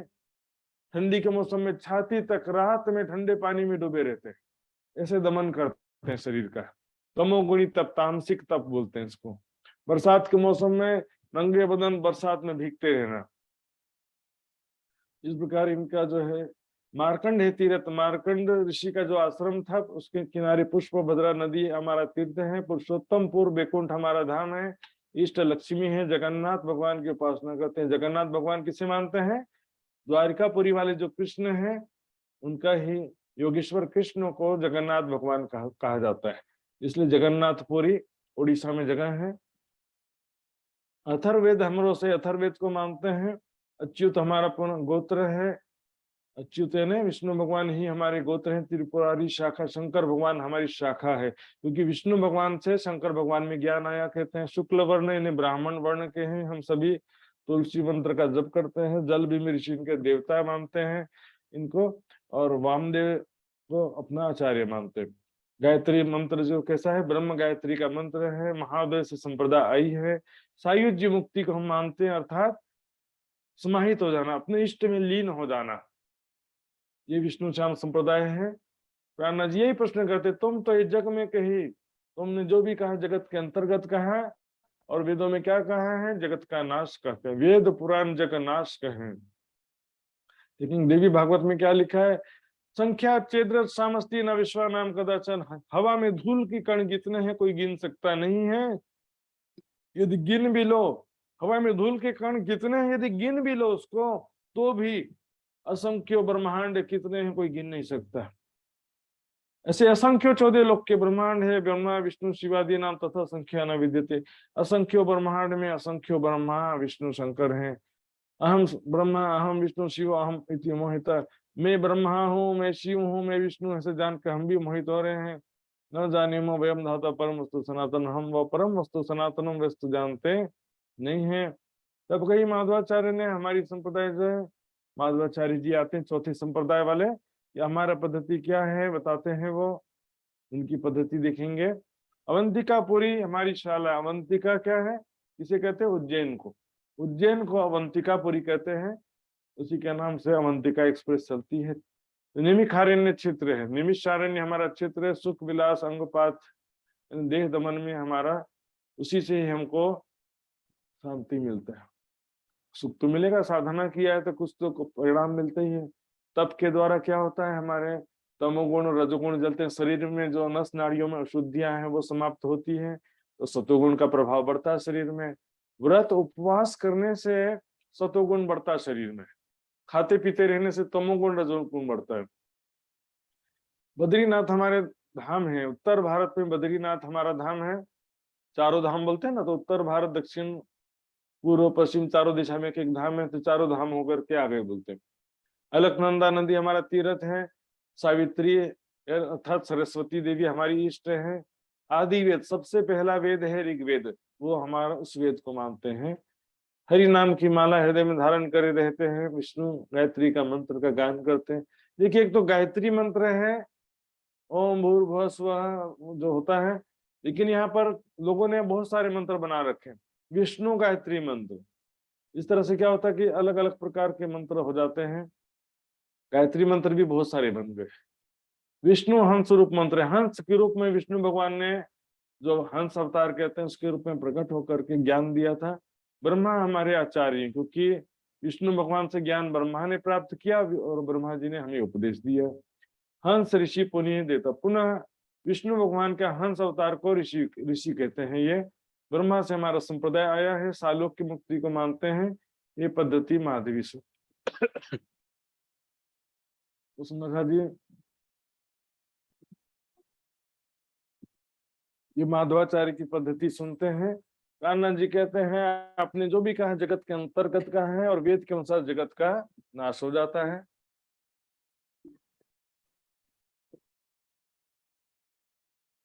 वहां कहते हैं 10 नाम संन्यास कब शुरू होगा? सुंदर शाह जी 10 नाम संन्यास देखते हैं, एक दो प्रमाण और देख लेते हैं। रामायण में जो कहा गया है, शंभु विरंची विष्णु भगवान उपजी दासु अर्थात नेति नेति जय वेद निरूपा। वेदों ने कह दिया कि परमात्मा ऐसा नहीं है, यहाँ नहीं है, कह दिया। उसके बारे में यथार्थ वर्णन नहीं कर सके। वो निजानंद निरूपाधि अनुपा है, निजानंद की उपाधि से युक्त है। उस परमात्मा की शक्ति से असंख्य ब्रह्मा विष्णु महेश बनते मिटते रहते हैं। और बैकुंठ को भी जो शाश्वत धाम कहते हैं, उनके लिए प्रमाण यहाँ रखा गया है कि बैकुंठ शाश्वत धाम नहीं है, अर्थात अनादिकाल से नहीं है वो। देवी लक्ष्मी की प्रार्थना से उनको प्रसन्न करने के लिए वैकुंठ धाम की रचना किया था। तो जो चीज बना है एक दिन मिटेगा, जो शाश्वत है, अनादि है, वो अनंत होता है, जो बनता है वो एक न एक दिन मिटता अवश्य है। सुंदर जी, परमात्मा कभी बनता नहीं है, परमात्मा का धाम भी कभी बनता मिटता नहीं। अब 10 नाम सन्यासी की विधि देखेंगे। उसमें 10 नाम सन्यासी का, सन्यास मत का मैंने विस्तृत रूप से आपको बताया था। सूरत के प्रसंग में भीम भट्ट और श्याम भट्ट के प्रसंग में मैंने विस्तार से बताया था। सेम चीज यहीं पर है। संसार को लोग माया कहते हैं, असत्य के दृश्यमान जगत को सर्प रज्जुवत खरगोश के सिंह बंझा के पुत्र के समान कहते हैं। और परमात्मा के विषय में क्या कहते हैं? अहम ब्रह्मास्मि तत्त्वमसि, मैं भी ब्रह्म हूँ, तुम भी ब्रह्म हो। सबके हृदय में स्थित जीव चेतना ही ब्रह्म है। अयात्मा ब्रह्म, कण कण में व्याप्त ब्रह्म है, सर्वम खल्वम इदं ब्रह्म। कण कण में व्याप्त ब्रह्म सत्ता को वो ब्रह्म समझ लेते हैं, मैंने विस्तार से बताया था। तो देखेंगे सुंदर सर जी, 10 नाम संन्यास कैसे हो गया। संन्यास तो कहते हैं, लेकिन 10 नाम कैसे हुआ? एक तो 10 नाम कैसे हुआ वो भी देखेंगे, और के पचास हम देखेंगे इसमें जो है फाइनली क्या मान्यता है। इसमें शंकराचार्य जी जो थे, मुख्य रूप से आदि शंकराचार्य कहते हैं, उन्होंने सबसे पहले ये मत का प्रारंभ किया था। उन्होंने फिर 4 शिष्यों को 4 दिशाओं में 4 आश्रम बना के बिठा दिया। उसको मठ बोलते हैं। चारों दिशा में 4 आश्रम है, उत्तर भारत, दक्षिण भारत, पूर्वी भारत, पश्चिम भारत। तो 4 आश्रम बना करके 4 शिष्यों को बिठाया था। 7 प्रकार की मान्यताएं हैं, 7 प्रकार की विचारधाराएं हैं। इसको 7 मन्या कहते हैं। मन्या मतलब मान्यताएं, 7 प्रकार की विचारधाराएं। और परमहंस मत कहते हैं। परमहंस जो ग्रंथों में ब्रह्म सृष्टि के लिए शब्द कहा गया है उनको पता ही नहीं है। या सिद्ध योगियों को परमहंस कहते हैं, अपने जो गादीपति या सिद्ध योगी होते हैं उनके संप्रदाय में, उसको वो परमहंस कहते हैं। तो परमहंसों का मत ऐसा कहना है इनका। तो अब देखते सुंदर साहब जी, आदि शंकराचार्य जी जो थे वो 2200 वर्ष पूर्व हुए थे केरल में। तो यहाँ पर छोटा छोटा देखिए, प्रथम मठ मन्या पश्चिम की, पश्चिम दिशा यानी गुजरात। तो गुजरात में शारदा मठ है।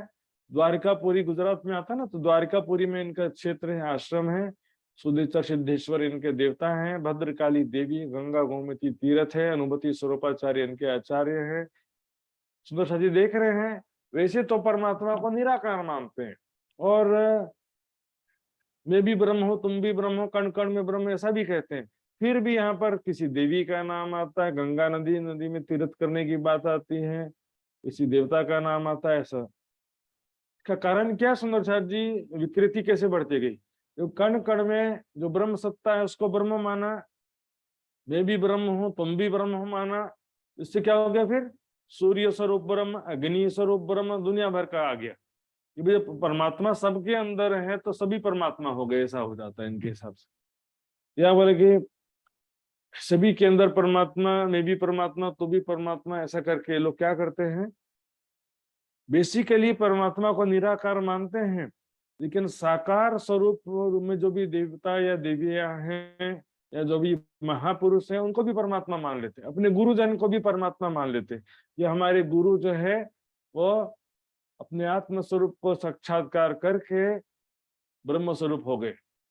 ब्रह्म स्वरूप तो है ही है, लेकिन अब वो उनको अपने ब्रह्म स्वरूप का साक्षात्कार हो गया कि मैं ब्रह्म हूँ, इस बात का साक्षात्कार कर लिया, उन्होंने अनुभव कर लिया।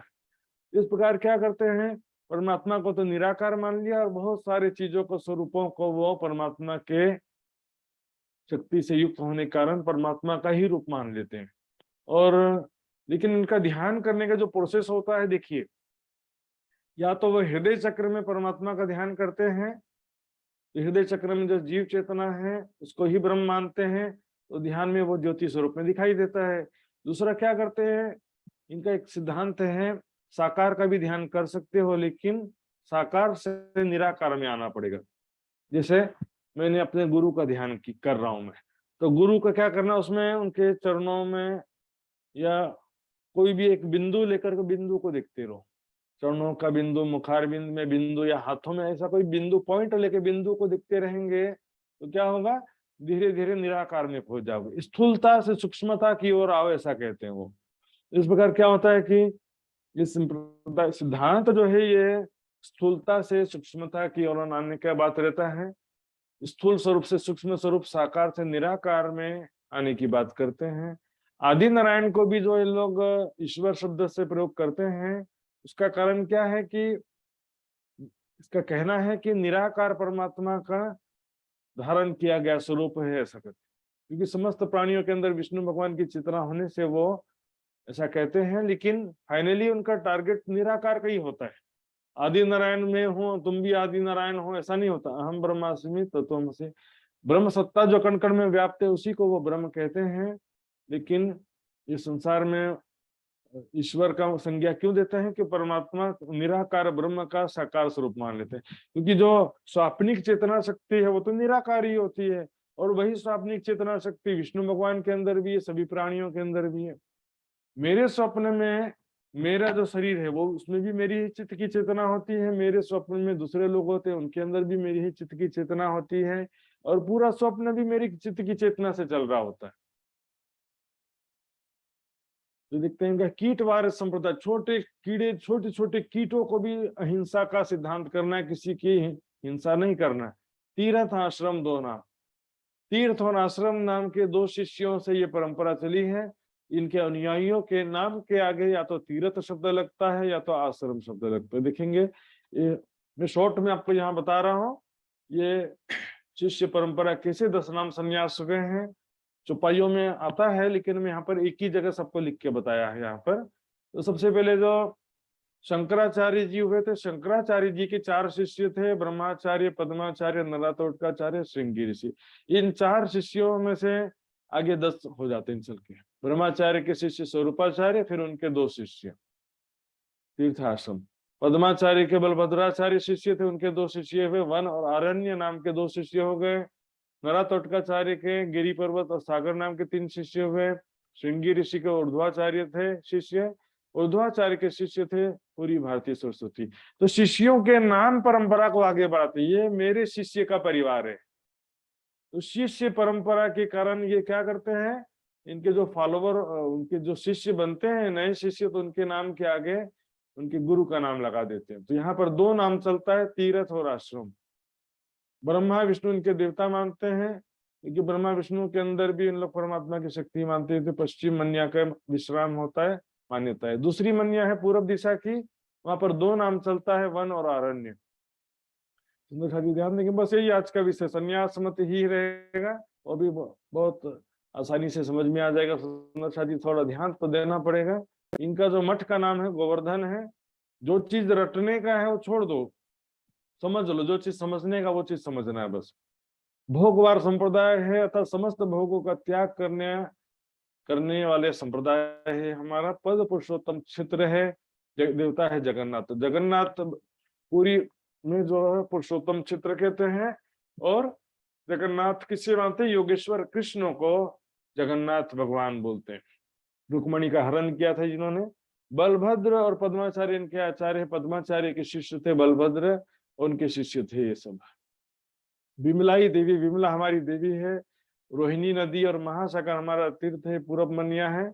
तीसरी मन्या के लोग बताते हैं कि हमारा जो है जोशीमठ है, आनंदवार संप्रदाय है। भौतिक सुखों का त्याग ही हमारा मत है। बद्रीनाथ हमारा आश्रम है। देखो जी, उत्तर दिशा में बद्रीनाथ हो गया, दक्षिण दिशा में रामेश्वर हो गया, पूर्व दिशा में जगन्नाथपुरी और पश्चिम दिशा में द्वारकापुरी। चारों दिशा में 4 आश्रम इनके। नर नारायण है देवता, गिरि पर्वत सागर। 3 शिष्यों के नाम का यहाँ पर परंपरा चलता है। तो सब इनके जो यहाँ जो नया दीक्षा प्राप्त करेगा उसके नाम के आगे ये 3 नाम लगा देंगे। 3 में से कोई भी एक नाम लगाया जाएगा। इस प्रकार से 3 में भी वेरिएशन हो गया। जो गिरी नाम वाला गुरु है, उसके शिष्य के नाम के आगे भी गिरी लगेगा। यदि उनके गुरु के नाम के आगे पर्वत से लगा है तो उसके शिष्य के नाम के आगे भी पर्वत सब लग जाएगा। पुण्य गिरी देवता है, अर्थात पुण्य। और यहाँ पर देखेंगे मुक्ति क्षेत्र हमारा अलखनंदा नदी तीर्थ है, वही हमारा क्षेत्र, मुक्ति का क्षेत्र भी। तीसरी मन्या होती है। चौथी मन्या दक्षिण दिशा की है। तो दक्षिण दिशा में कौन है, दक्षिण भारत। तो वहां पर रामेश्वरम स्थान है, इनका मठ है रामेश्वरम में, जिसका नाम है श्रृंगेरी मठ। यहाँ पर 3 नाम चलता है, पूरी भारती सरस्वती, जैसे कहते हैं ना दयानंद सरस्वती, विवेकानंद सरस्वती, योगेश्वरानंद सरस्वती। तो सरस्वती शिष्य परंपरा के अंतर्गत हैं ये तीनों। भूरवार हमारे संप्रदाय है, पद रामेश्वर क्षेत्र है। शंकर आदिवरा हमारे देवता है, शंकर भगवान और आदिवरा। कामाख्या देवी है हमारी, श्रृंगी ऋषि है। पृथ्वीधराचार्य हमारे आचार्य है। तुंगभद्रा नदी हमारा तीर्थ है। चौथी मन्या का इस प्रकार होता है। 5वीं मन्या देखते हैं, उसका नाम है ऊर्ध्वा। तो 5वीं मन्या जो है 4 मठ से अलग है। इसका मठ क्या है, सुमेरु पर्वत कहते हैं, लेकिन 4 मठ के अंतर्गत नहीं मानते। सुमेरु पर्वत में वहां पर ऋषि मुनि जहाँ बैठ करके ध्यान करते हैं, तो इसलिए उसको मठ कह दिया। काशी हमारे संप्रदाय का ज्ञान का स्थान है, ज्ञान चर्चा सत्संग का ध्यान करने का स्थान सुमेरु पर्वत हो गया। तो ज्ञान पद कैलाश क्षेत्र, तो ज्ञान जो है कैलाश क्षेत्र में, कैलाश पर्वत पर जो ऋषि मुनि ज्ञान, वहां पर बड़े बड़े योगी जन रहते हैं, इनके संप्रदाय के सन्यासी रहते हैं, तो वहां से इनको मुख्य रूप से ज्ञान प्राप्त होता है। निरंजन हमारे देवता हैं, अर्थात अवयव से रहित निराकार परमात्मा ही हमारा देवता है। माया को देवी कही, माया को देवी कह दिया। सुंदर साथ जी ध्यान देंगे, कई लोग का कहना कि माया जो है वो क्या है, अचेतन जड़ पदार्थ है, अचेतन सूक्ष्म परमाणु को माया कहते हैं, ऐसा कभी कह देते हैं। लेकिन वास्तव में माया एक शक्ति है, ब्रह्म की ही एक शक्ति है माया। विवेक चूड़ामणि में स्पष्ट रूप से लिखा हुआ है। तो कण कण में बिना शक्ति के सपना कैसे चलेगा। सुंदर सच, मैं जो सपना देख रहा हूँ, या डेड बॉडी को सपना आएगा कभी? बिना बिजली के कभी टीवी चल सकता है, बताइए, पंखा चल सकता है? कण कण में या में ब्रह्म सत्ता न होती तो अधिकीर्ण रहने ना पावे। उस ब्रह्म सत्ता से ही पूरा संसार नियंत्रित हो रहा, ब्रह्म सत्ता के द्वारा ही सबको अपने कर्मों की सजा मिल रही है।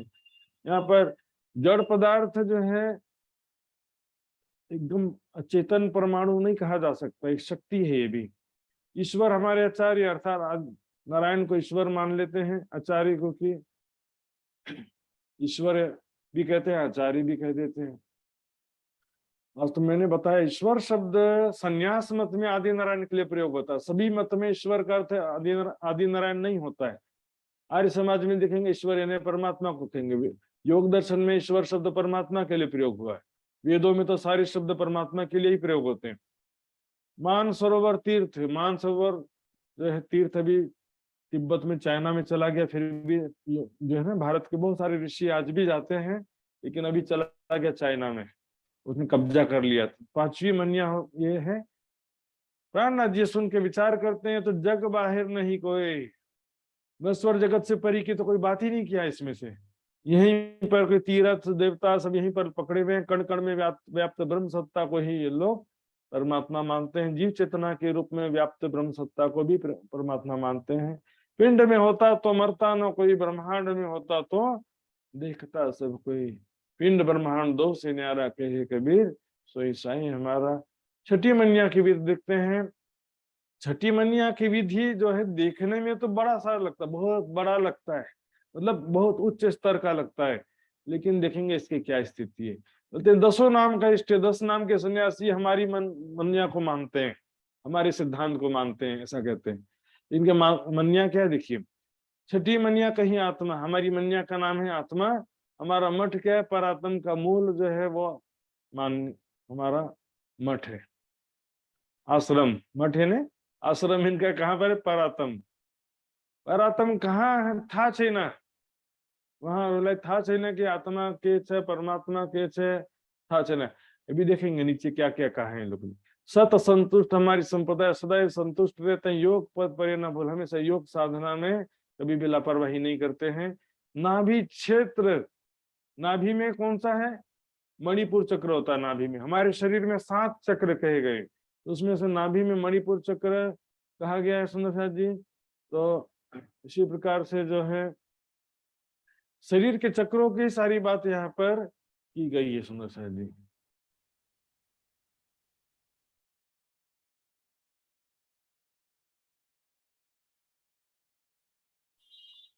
मनसा देवी, मानसिक शक्ति हमारी देवी। चेतन व्यापी आचारक, देखिए स्पष्ट रूप से लिखा है चेतन व्यापी। कण कण में व्याप्त चेतना ही हमारे आचार्य है।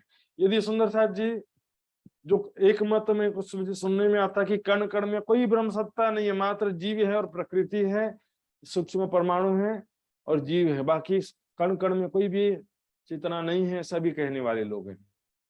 यदि कण कण में चेतना नहीं है तो संसार कैसे चल रहा है? अपने आप चले जा रहा है। सभी परमाणु संगठित विघटित कैसे हो रहे हैं? बिना शक्ति के संगठित विघटित हो जाएंगे। चेतन व्यापी संसार के कण कण में व्याप्त जो चेतना है, ब्रह्म सत्ता को इन्होंने ब्रह्म समझ लिया है और वही ब्रह्म सत्ता सबके अंदर जीव चेतना के रूप में है। तो जीव चेतना को भी लोग ब्रह्म समझ लेते हैं। जीव चेतना के शुद्ध स्वरूप को आत्मा कहते हैं। शरीर अंतःकरण में जुड़ने के कारण इसको कहते हैं अज्ञान दशा को प्राप्त हो गए। अज्ञान दशा को जीव दशा या जीव भाव कहते हैं। जीव दशा या जीव भाव समाप्त होने पर शुद्ध आत्म स्थिति प्राप्त होती है और अहम ब्रह्मास्मि की स्थिति उसी को कहते हैं कि अपने आत्मा स्वरूप की मैं परमात्मा ही ब्रह्म हूं, अर्थात मेरे अंदर जीव चेतना है वही ब्रह्म है, ऐसा मानते हैं। त्रिकोटि तीर्थ, त्रिकोटि यहाँ पर त्रिकोटि चक्र, इसको तीर्थ मान रहे हैं। आत्मा परमात्मा का शब्द यहाँ प्रयोग करनो भाई को चाहता है। आत्मा परमात्मा का मूल स्वरूप तो चाहे कहा था नहीं छीन। परमहंस शब्द भी है, देखेंगे क्या लिखा है यहाँ पर, परमहंस देवता है। तो किसको देवता मानते हैं? इनके जो सिद्ध पुरुष होते हैं ना, जिन्होंने अपने हृदय में स्थित जीव चेतना का ध्यान में साक्षात्कार कर लिया, उसको परमहंस कहते हैं। ये तो जीव चेतना को ही यहाँ पर परमहंस शब्द वो वास्तव में ब्रह्म सृष्टि के लिए कहा गया है। कबीर 3 सृष्टि के जीव, परमहंस, हंस, जीव सृष्टि, जीव हंस परमहंस 3 शब्द कहा गया है। किसके लिए कहा? कबीर जी ने कहा है 3 सृष्टि, जीव सृष्टि, ईश्वरी सृष्टि को हंस और ब्रह्म सृष्टि को परमहंस कहा है। लेकिन उनको शब्द का पता चलता नहीं था। जैसे सूफी संतों में औलिया अंबिया शब्द उनके सूफी संतों के लिए प्रयोग कर देते हैं। वास्तव में सूफी संत औलिया अंबिया नहीं है, ब्रह्म सृष्टि को औलिया अंबिया कहा गया। औलिया लिल्लाह दोस्त जाके हृदय हक सूरत, बंदगी खुदा और इनके बीच नहीं तफावत। उसी तरह से परमहंस शब्द भी ब्रह्म सृष्टि के लिए कहा गया। तो सुंदर साथ में भी कई लगे रहते हैं परमहंस अवस्था लाई प्राप्त करनो भाई कैसे। परमहंस को ने अवस्था चाहिए ना, कहाँ लिखे कुछ है अवस्था? परमहंस तो ब्रह्म सृष्टि लाई को पर्यायवाची शब्द है। और चुप हेरनो वाणी में नंदी किरकिरा तीर पे उतरे परमहंस आए, और वाणी में हेरनो से कहेगा परमहंस जाहिर भय, जाहिर धाम धनी अखंड, पूर्ण ब्रह्म अक्षरातीत धाम का धनी का स्वरूप, धाम लीला जाहिर हो गया दुनिया में। ऐसा स्वरूप है परमात्मा का। उसी प्रकार ब्रह्म सृष्टि का कैसा स्वरूप है, परमधाम में कैसी लीलाएं है, ब्रह्म सृष्टि की पहचान भी दुनिया में जाहिर हो गई। यहाँ पर परमहंस बन गए ऐसा कहीं नहीं लिखा है। परमहंस क्या बना जाता है? ब्रह्म सृष्टि क्या बना जाता है क्या? सुंदर कहाँ लिखे कुछ? इनके जैसे हम भी बनने लगे। जैसे कि प्रवाही लोग क्या करते हैं, अपने सिद्ध योगियों को परमहंस मान करके उनको देवता कह रहे हैं। और चारों जो मठ हैं चारों दिशाओं में, उनके जो गादीपति होते हैं उनको शंकराचार्य भी कहते हैं, और गादीपतियों को ब्रह्म, हम ब्रह्मास्मि के सिद्धांत के अनुसार ब्रह्म स्वरूप मान लेते हैं कि स्वयं मैं भी ब्रह्म हो, तुम भी ब्रह्म हो। या अज्ञानता में सबको भ्रमित करते रहते हैं। हाँ जी, क्या बोलेंगे? मैं भी ब्रह्म हूं, तुम भी ब्रह्म हो, ऐसा इनका चलता रहता मामला। तो गुरुजनों के एक प्रकार से परमात्मा को निराकार कर दिया और अपने गुरु को परमात्मा मान लिया। त्रिकुटी, यहाँ पर त्रिकुटी है, मणिपुर चक्र, शरीर के चक्रों में ध्यान कर रहे हैं। तो कहाँ से आत्मा परमात्मा तो अर्थ ही नहीं मालूम है इनको।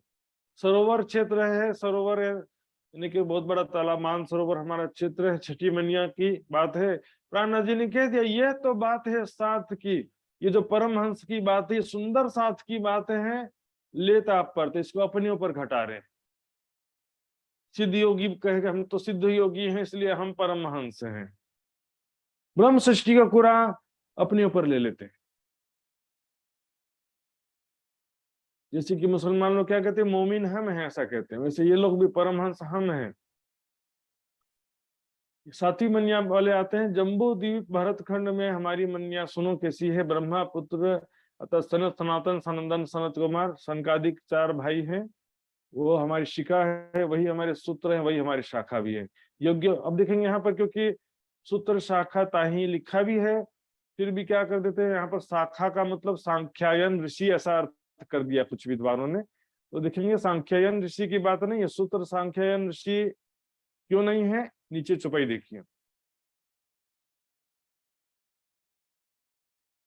ये देखिए, ब्रह्मा पुत्र शिखा सूत्र कह दिया, यहाँ शिखा भी ब्रह्मा के पुत्र हैं, सूत्र भी ब्रह्मा के पुत्र नीचे कह दिया। ऊपर नीचे की चौपाई से भी तो मिलान करना चाहिए, पड़ता है ना सुनना चाहते, शिखा सूत्र ब्रह्मा पुत्र वहां कह रहे हैं, यहाँ पर फिर कैसे यहाँ सूत्र शाखा ताही कह रहे हैं। तो शाखा शब्द है, साख्यायन ऋषि की बात नहीं है यहाँ पर। यज्ञोपवित्र भी हमारा सूत्र धारण करते हैं।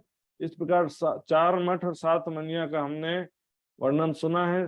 चारों दिशाओं में, उत्तर दक्षिण में 2, पूर्व पश्चिम में 2, 4 मठ हैं। और उसमें जो है 4 प्रकार की अवस्था होती है इनकी। ब्रह्मचारी आनंद स्वरूप चेतन प्रकाश के नाम से जाने जाते हैं। और हंस, परमहंस, बोध, कुटीचर, ये सन्यासियों की 4 अवस्था होती है। कुटीचर यानी घर में ही सन्यासी जैसा वस्त्र धारण करके घर में ही रहना। बहुधक में क्या होता है कि घर गांव से बाहर रहते हैं और गांव से बाहर कुटिया बना के रहते हैं, साथ घर में ही केवल भिक्षा मांग सकते हैं। ये तो दिन भर भीख मांगते मांगते नहीं दिन भर व्यतीत होना, 7 घर से भिक्षा मांग के खा लो, जितना मिल जाए बस हो गया, फिर दिन भर तपस्या ध्यान करते रहो। तीसरा है हंस, यहाँ पर अवस्था बना दिया इन लोगों ने। हंस शब्द किसके लिए है, कबीर 3 सृष्टि का है ना, जीव हंस परमहंस। तो हंस किसके लिए हो गया, ईश्वरी सृष्टि के लिए हो गया ना। यहाँ पर उसको भी हंस भी अपने एक अवस्था में लगा दिया इसको।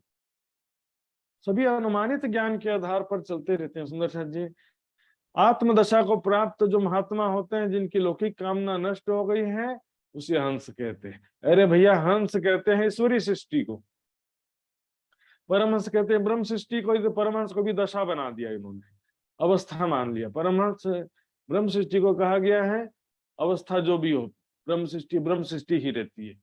यहाँ पर कि जीवन मुक्त दशा में विचरने वाले हैं, उसको ये परमहंस दशा कहते हैं।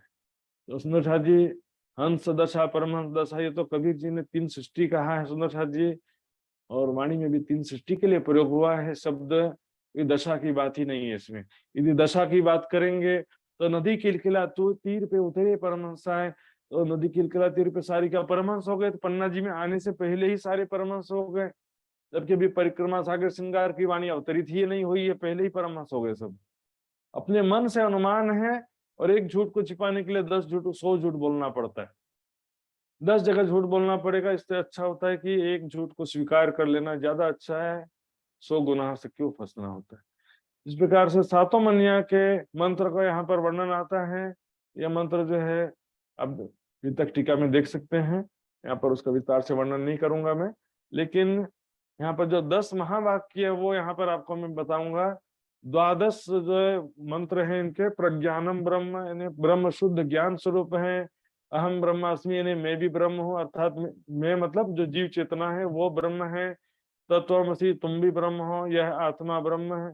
मैं शरीर नहीं हूं, मैं शरीर के अंदर जो चेतना है वो हूं मैं, और मैं ब्रह्म हूं, ऐसा भाव। तो अय आत्मा ब्रह्म, यहाँ पर अय आत्मा ब्रह्म का मतलब जी ब्रह्म सृष्टि या ब्रह्मात्मा की बात नहीं है।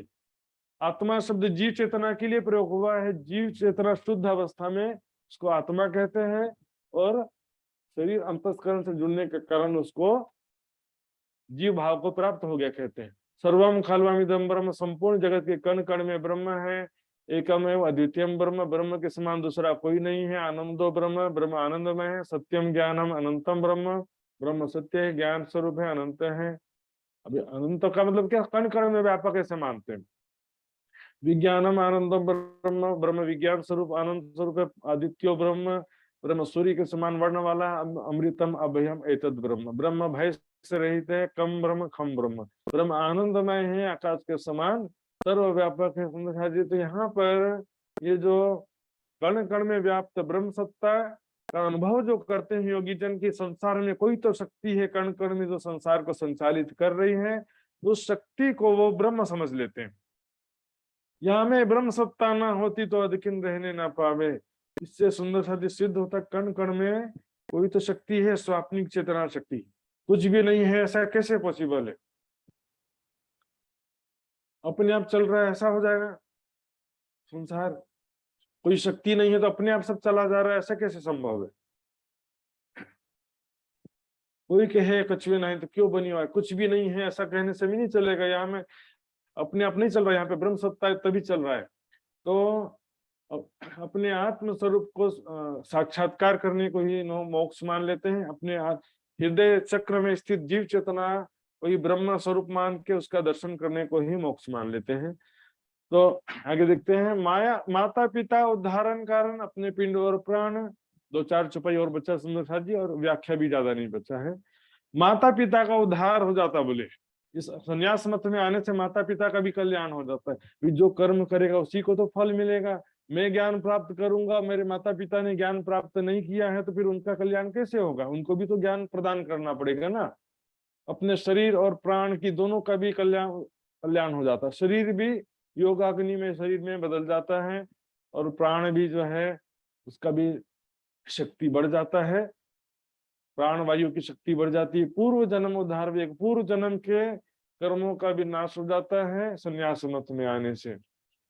जागृत कुल गुरु चरणे वरण्यो नशे कोट अगपात। हमारे जो चारों मठों में जो गादीपति होते हैं, शंकराचार्य होते हैं, वो ब्रह्म साक्षात्कारी होते हैं और अहम ब्रह्मास्मि के अनुसार अपने जीव चेतना का साक्षात्कार कर ब्रह्म स्वरूप को प्राप्त हो गए हैं। इसलिए उनके चरणों में प्रणाम करने से करोड़ों पाप भी नष्ट हो जाते हैं, ऐसा सोचते हैं। एक डाल पर चिड़िया बैठी, कौन गुरु कौन चेला, गुरु की करनी गुरु ही भोगे, चेला की भोगे चेला। मात्र गुरु के चरणों में प्रणाम करने से पाप कैसे नष्ट होगा? हाँ, ज्ञान सुन करके पाप नष्ट हो सकते हैं। ज्ञान अग्नि सर्व पर कर्माणि भस्मसात् कुरुते। अर्जुन, नारायण की है प्राप्ति परायण जग सब जगह। पहले तो क्या कहा कि कण कण में परमात्मा है, फिर क्या कि कण कण में जो चेतना है संसार में सर्वत्र नारायण भगवान की चेतना है। इससे भी पता चलता है कि कण कण में जो कहते हैं कि कण कण में कोई चेतना नहीं है, मात्र दो ही तत्व हैं, प्रकृति और जीव। यहाँ तीसरा कोई तत्व नहीं, ऐसा कहते हैं। अर्थात ब्रह्म सत्ता नहीं है, ऐसा कहना होता है। द्वैत का अर्थ क्या होता है? माया से भिन्न स्वभाव वाली माया। द्वैत का अर्थ दो ही है, यहाँ पर ऐसा नहीं होता सुंदर साथ जी।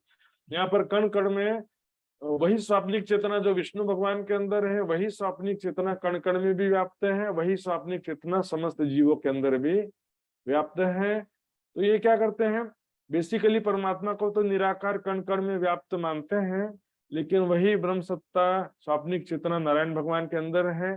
तो नारायण भगवान को भी ब्रह्म का स्वरूप मान लेते हैं, लेकिन कैसा? निराकार ब्रह्म का माया में आया हुआ स्वरूप मानते हैं। नारायण मूल स्वरूप नहीं मानते हैं, ब्रह्म का माया में आया हुआ स्वरूप मानते हैं, इसलिए इसको ईश्वर या ओम की संज्ञा देते हैं। लेकिन मूल रूप से परमात्मा को निराकार मानते हैं, निराकार का ही ध्यान करते हैं। मैं भी नारायण हूं, तुम भी नारायण हो, ऐसा नहीं मानते, बल्कि नारायण भगवान के अंदर जो चेतना है, कण कण में व्याप्त चेतना है, सभी प्राणियों के अंदर जीव चेतना, उसको ही वो ब्रह्म मानते हैं। इसलिए कहते हैं ब्रह्म विदो ब्रह्मैव भवति। अर्थात अपने हृदय चक्र में जीव चेतना के ज्ञान होने पर मैं ही ब्रह्म हूं, ऐसा ज्ञान होने पर मैं ब्रह्म रूप हो जाता हूँ। ब्रह्म विदो, ब्रह्म को जानने वाला ब्रह्म हो जाता है, ऐसा नहीं होता था। ब्रह्म को जानने वाला ब्रह्म कैसे हो जाएगा? लेकिन इनका मानना था कि अहम ब्रह्मास्मि, मैं ब्रह्म हूं, ऐसा जानने से क्या होता है कि मैं ब्रह्म स्वरूप को प्राप्त हो जाता हूँ। इनका सिद्धांत सुंदर साथ जी हमने देखा, तो वेदों में क्या कहा कि परमात्मा जो है तमसा परस्तात्, प्रकृति के अंधकार से परे है, कण कण में है। ऐसा नहीं कहा पिंड ब्रह्मांड दो सिनार कहे कबीर सोई साई हमारा।